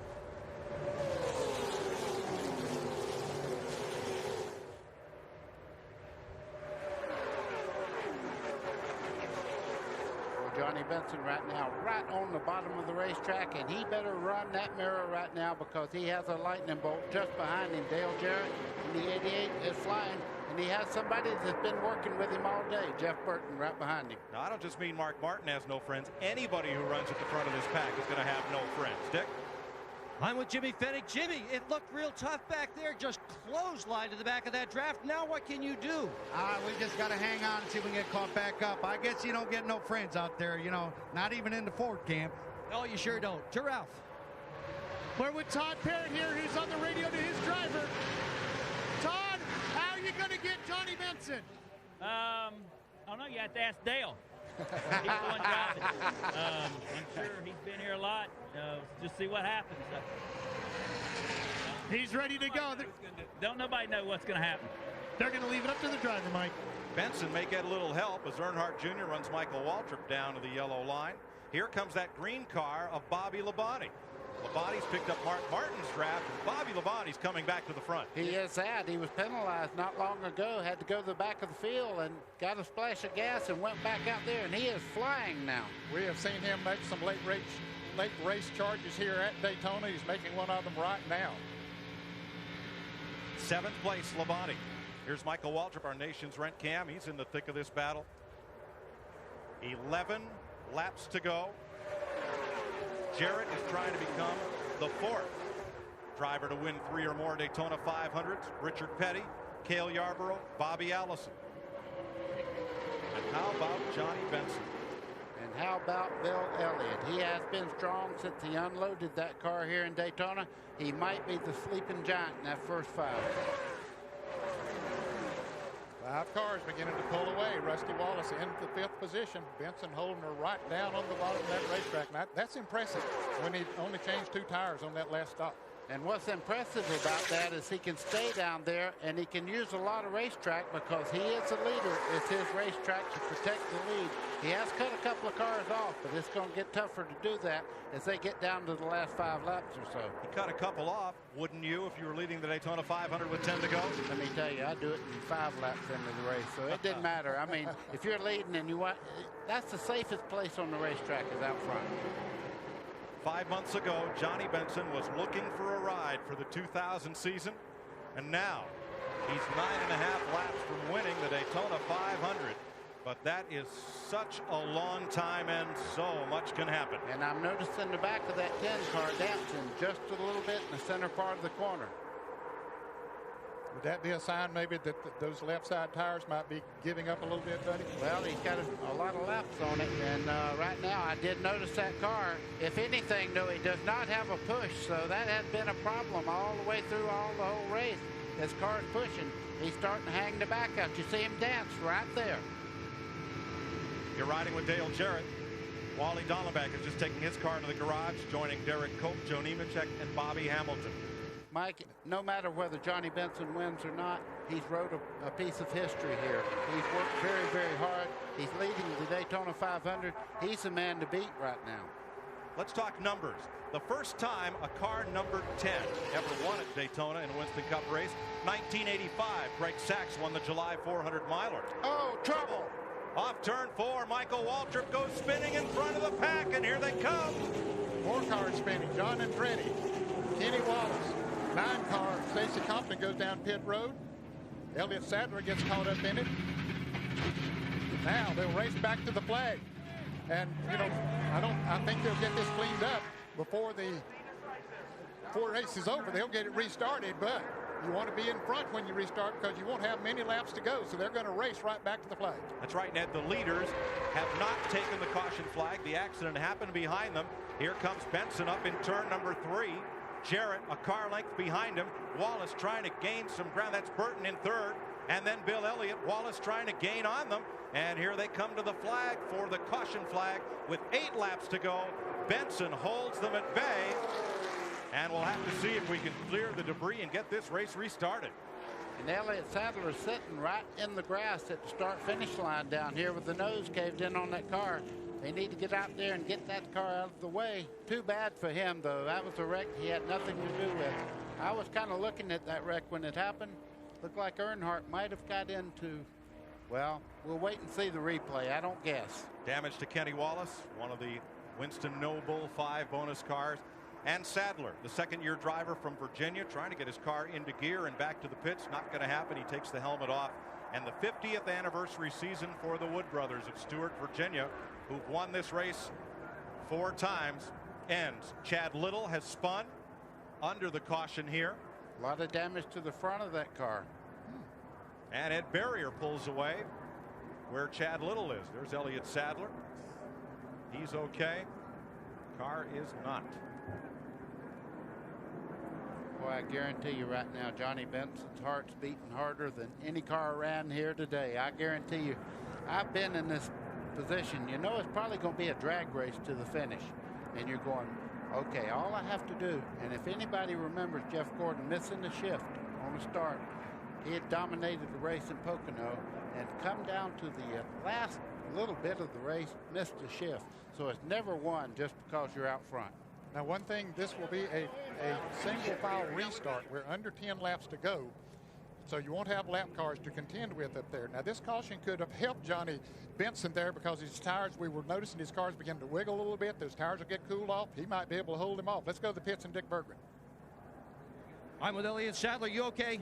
Yeah, we're okay. We just, guys getting a little anxious there at the end and tried to stop, but the glare so bad I couldn't see Michael sideways in front of him. I couldn't tell which way his car was going and just T-boned him in the side. And just apologize to all the fans of Sitco. I tell you, we had us a good top 15 run going, and that's where we're going to finish. But again, Daytona bit us, so we'll try to get him back in Rockingham. Last year, he only failed to finish in 2 races. Daytona 500 was one of them, Mike. That's right, Dick. And here comes Earnhardt to pit road under the caution, along with Robert Presley and several other cars. I expect they'll come in and take on new tires and just see if they can make a run for it here at the end. Well, let's see what happened to bring out the 5th caution flag of the day.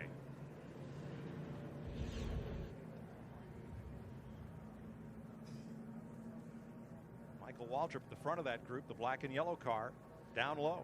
And he gets the run, makes it 3 abreast coming off of the turn. Coming out of the corner there, Earnhardt on the outside. Oh, Earnhardt and Spencer got together. Spencer, yes. Shot Michael Waltrip spinning around right in front of the whole pack. Second day in a row. There comes the 21 car of Elliott Sadler right into Waltrip. Kenny Wallace was down in the infield grass, and there was a car there he couldn't avoid. Now watch that car in the middle, Jimmy Spencer and Earnhardt up high. Poor Michael Waltrip almost stayed out of that, but he got tagged there as they made contact. They came across the racetrack and hit Michael Waltrip. Tony Stewart was touched by an angel in that one. He was right on Earnhardt's back bumper and missed it all.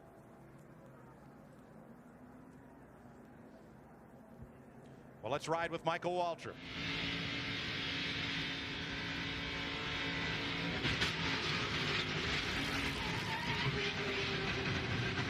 I think he figured that he had those cars cleared, but he was passing coming off the corner there, and all of a sudden it came into him. That's Elliott Sadler spinning after he runs into Michael Waltrip. Nowhere to go. All that smoke right into the sun. Let's ride with Mike Skinner. Wow, he had an angel riding with him too.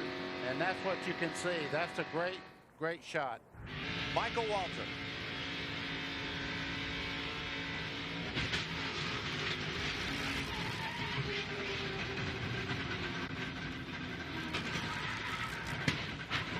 Well, Daytona hasn't been too kind to Michael Waltrip this year. Got on the roof yesterday and this here today. We're under caution with 6 laps to go, 5 to go when we come by, trying to finish the Daytona 500 under the green flag. Welcome back to Daytona International Speedway. Let's watch from Dale Earnhardt. Gets squeezed up there by Michael Waltrip and gets away with only a little minor body damage. And Earnhardt made a pit stop during this caution. Tony Stewart, how'd he get through this? Good driving, paying attention. That's exactly right. He accelerated and braked just perfectly through there. Well, as they line up and come down for 4 laps to go under the caution, let's revisit. Caution car is off. It'll be 4 laps to go. 1 Pontiac against 5 Fords behind them, and the Fords are looking for revenge. Bill Elliott nearly had a 3rd win in 1997, and 6 laps to go. The 3 Rick Hendrick Chevrolets ganged up on him and passed him for the win. Will the Fords get their revenge on General Motors in these 4 laps? Tighten your seat belts. I always did that. This is bare knuckle now. Throw the gloves away. Here's Jarrett trying to go high. Benson went high. Here's Jarrett trying to go low. Benson comes back down to the inside, but Jarrett gets on the inside of it. Oh, he's going to drop back. Here comes Jeff Burton also by on the inside. Benson tries to hold him off, but Bill Elliott is coming with the 3 on the inside. Well, you got the Ford lane, you got the Pontiac lane. Oh, too bad for Johnny Benson. No defense there. Here comes Rusty Wallace to take the spot away. Mark Martin's ganging up on him, and Bobby Labonte also moving in here. Labonte also coming low as Benson gets clotheslined, hung out to dry outside the draft. He finally finds a spot there at 7. No, he's still caught out there right by himself, and he's dropping back like rain through a drain. Wow, 3 wide going into the first turn, but cars back in there trying to pick up positions. And just 3 laps to go. The strongest Ford here all week has been Dale Jarrett, the defending Winston Cup champ. He got in a practice crash yesterday afternoon, sustained damage. Is that still the best Ford here? We are 7 miles from finding out. Well, he's got some awful good cars behind him. He's going to have to use everything he knows about being a 2-time winner to pull this off, because Jeff Burton has already proved that he can pass Bill Elliott, one of the fastest cars. Trouble, car in the wall. Turn 4, 1 car comes sliding down the track. In the wall, it's Spencer, Jimmy Spencer. Caution is out. Did the leaders get the caution? Yes, they did. They did get the caution when they came back. And chances are this will be the race, because they would have been scheduled to get the white flag the next time by. Jimmy Spencer's car stops 5 feet shy of that finish line, where all last evening fans were autographing their signatures on the yellow painted line at start finish. Spencer's race is done. I don't think the leaders are quite sure whether they got the caution or not, but I saw the caution come down in front of them, but Dale Jarrett's taking no chances.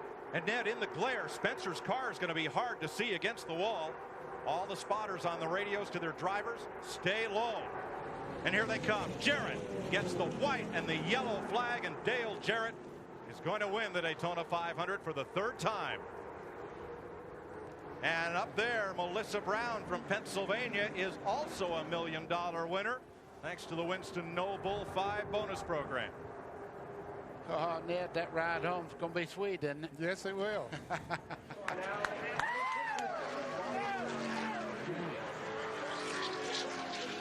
He's going to win over $2 million here today, the largest purse ever for a NASCAR Winston Cup race.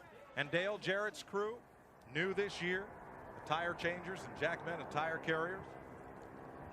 They helped propel that car to victory. Hopefully Jimmy Spencer's just fine. So Jarrett, who has quite a history of winning on CBS. Yes, he does. He likes to run in these CBS races. He won at Michigan last year. He won here in the Pepsi 400 at Daytona in July. So, yeah, been good to him. Jeff Burton is second on this final lap. Remember, he must come around and take the checkered flag to be the Daytona 500 winner. Let's check with Ralph. Well, Todd Parrott, congratulations. I see the tears of joy coming down your face. I know what Daytona means to you. We talked to Victory Lane here in Pepsi. Tell me about it here today. How does it feel? Give me about, hold on a minute. Where's he at, Bob? He don't count his chickens till they hatch. I'll tell you how it feels when he crosses that start-finish line. It's an awesome feeling. The guys have done a great job. Again, you know, I mean, they fought so hard. Robert Yates, engine department, you know, I can't believe, yes. Whether it's at 190 miles an hour or 70. I love Daytona. Wow! And Dale Jarrett loves Daytona. He's a champion of this race for the 3rd time. Jimmy Spencer is out of his car. He's going to be assisted down the banking to get to the ambulance. That's 18-degree banking there. And Spencer gathering himself, going to get a little help after the field comes by to get down and get the ride to the care center. Boy, oh boy, I tell you, some are happy, and I'm sure Spencer right now got so close, but you just have to wonder if he didn't maybe cut that tire as they made contact coming out of the corner up there just a few laps before that. Could have happened.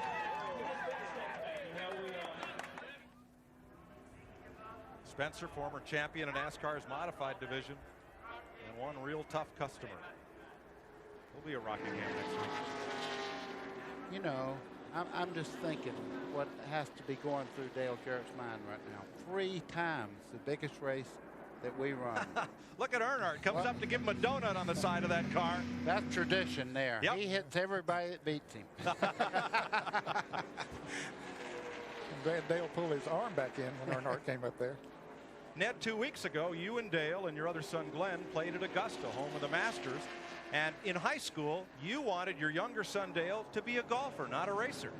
And I'll tell you, that was a real treat to play at Augusta National, where CBS will be televising the Masters a little bit later on this year. But that was something very, very special. I'm glad he didn't listen to me and become a golfer, even as great as those guys are. Like this better right now. Let's show you what happened to put the 500 under caution for the final time. This is from Mike Skinner. Look on the right side of your screen. Oh, you can see the right front just blew out and straight up into the wall. A hard hit for Jimmy Spencer. There's that tire shredded as it grinds itself away along the outside wall. And you're wondering why he isn't slowing down. The brakes have been long gone. Dale Jarrett is a 3-time winner of the Daytona 500. In this 42nd annual running, he joined 7-time winner Richard Petty, Cale Yarborough, and Bobby Allison as the only drivers in the history of this race to win it 3 or more times. That's good company to be in. And money, what you talking about? $2 million, over $2 million he's made in a week and a half. Well, he'd already won about, I think, over 200,000 winning the Bud Shootout last week and winning the pole. And big payday. That's going to be a heavy plane going back to North Carolina, Ned. A couple of suitcases full. Well, I think what will happen, see, he won't get to go back to North Carolina tonight because that car will be put in the Daytona USA here tomorrow morning, and he'll stay over for that. That's the sad part of this. They get $100 grand for leaving the car on display, but they lose the use of it at Talladega and back here at Daytona in July. Dick Bergman? Well, Jeff Burton, after failing to finish the last 2 Daytona 500s in a row, he comes up with his best Daytona 500 finish ever at 2nd spot. Tell us about those last few laps. How wild was it out there? Well, the last few laps weren't too wild. The run before that was really wild. A bunch of guys took on 2, and we took on 4, like most of the guys did that ended up in the front. And I made it 3 wide a couple times to get myself in position. That's a good day for the X-Side Ford. That's the best chance we've ever had to win a restrictor plate race. My hat's off to everybody at the fab shop and the engine shop, because that truly what we legitimately had a shot. We never let a lap all day, but I got us messed up in the pits, and we were like 14 seconds behind, and we ran them down all by ourselves. So this is the fastest car we've ever had. Do you have friends out there today? For a few laps you have a friend, then the next few laps you hate him. You know, that's just restrictor plate racing. You know, I had to pull out on my teammate late in the race, and stuff like that just agonizes you because you work so hard to get yourself in a position to be able to run with your teammate, and then you have to survive for yourself. You've got to turn left and go around him, and that stuff just agonizes you. Congratulations to Ken Squire in Victory Lane. What a story. The 3rd 500 for the Jarrett family. Dale, that move in turn 2. Oh, man. Robert Yates horsepower and Doug Yates. What can I say? Man, these guys did such an incredible job on this race car. From where we were yesterday afternoon, about 4 o'clock, to get here, just unbelievable. They worked their tails off. Who knew if we were going to get it back right? But the car was just great all day long. Things went great. You know, Jeff Bodine, we're looking forward to having you back, buddy. It's just great pit crew. They got me in and out, did a good job. Johnny Benson, man, what a call. They did a great job there. You know, the one thing I hate about the whole day is I told Mark Martin I'd work with him if we tried to go high. He went high, I started with him, and I saw the 99 die below me. and I had to protect my position, and I left Mark out there, and I regret that. I don't tell somebody I'm going to do something and then turn around and do something different, and it was just a matter of trying to protect my position. So, Mark, I hate it. No, that doesn't do any good, but I thank Ford Quality Care, Ford Credit, Coca-Cola, Fleetwood, Motorcraft, Planters Peanuts, everybody that helps do this Power Bar. Thanks to everybody. We appreciate it. Hope it was as fun to watch as it was to be out there. Let's get the 42nd champion of the Daytona 500 out of the Robert Yates, number 88, here in Victory Lane for the third time in his career. Dale Jarrett rules at Daytona.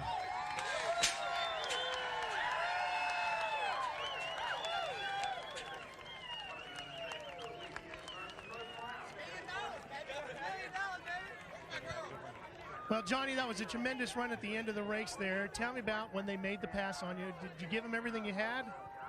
Yeah, I wasn't going to let them buy. What are you talking about, man?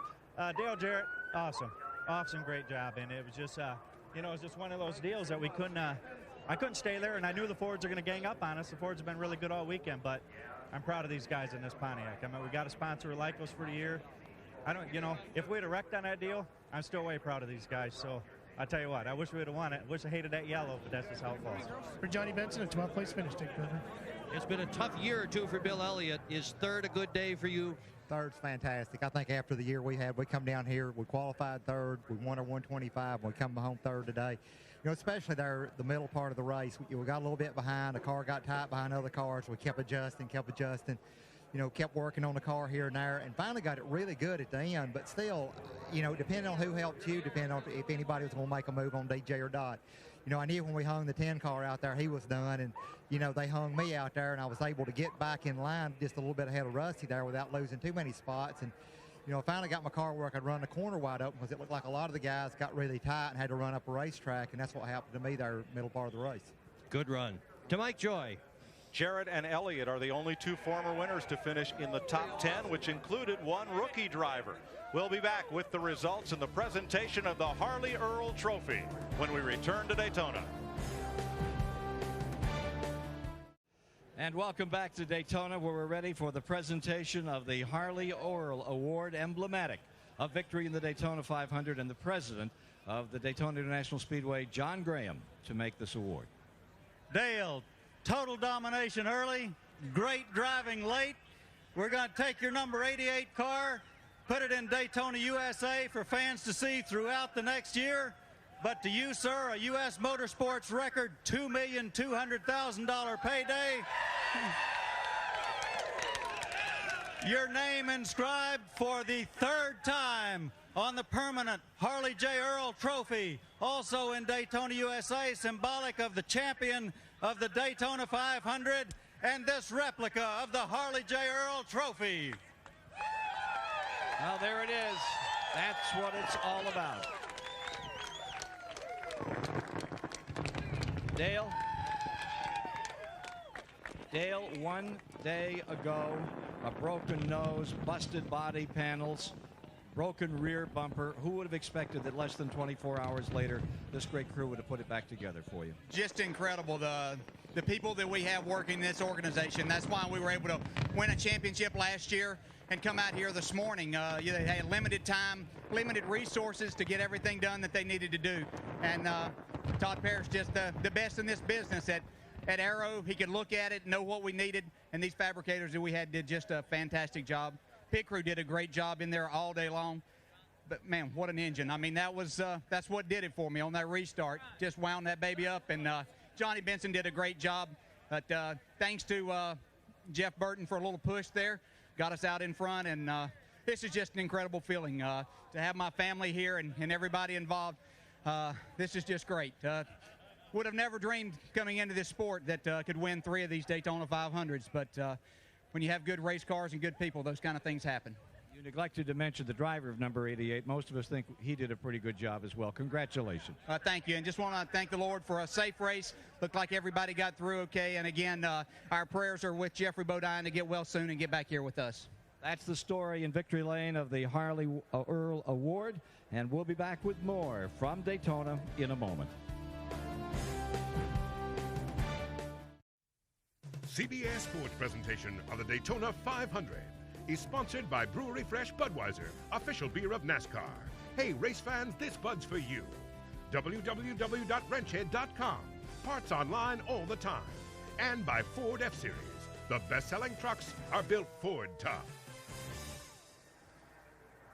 Welcome back to Daytona International Speedway, as fans in the stands still kind of shaking their head over what a great battle we saw.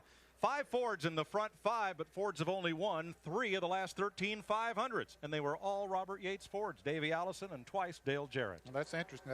I think that's a testimony to the engines that Robert Yates builds.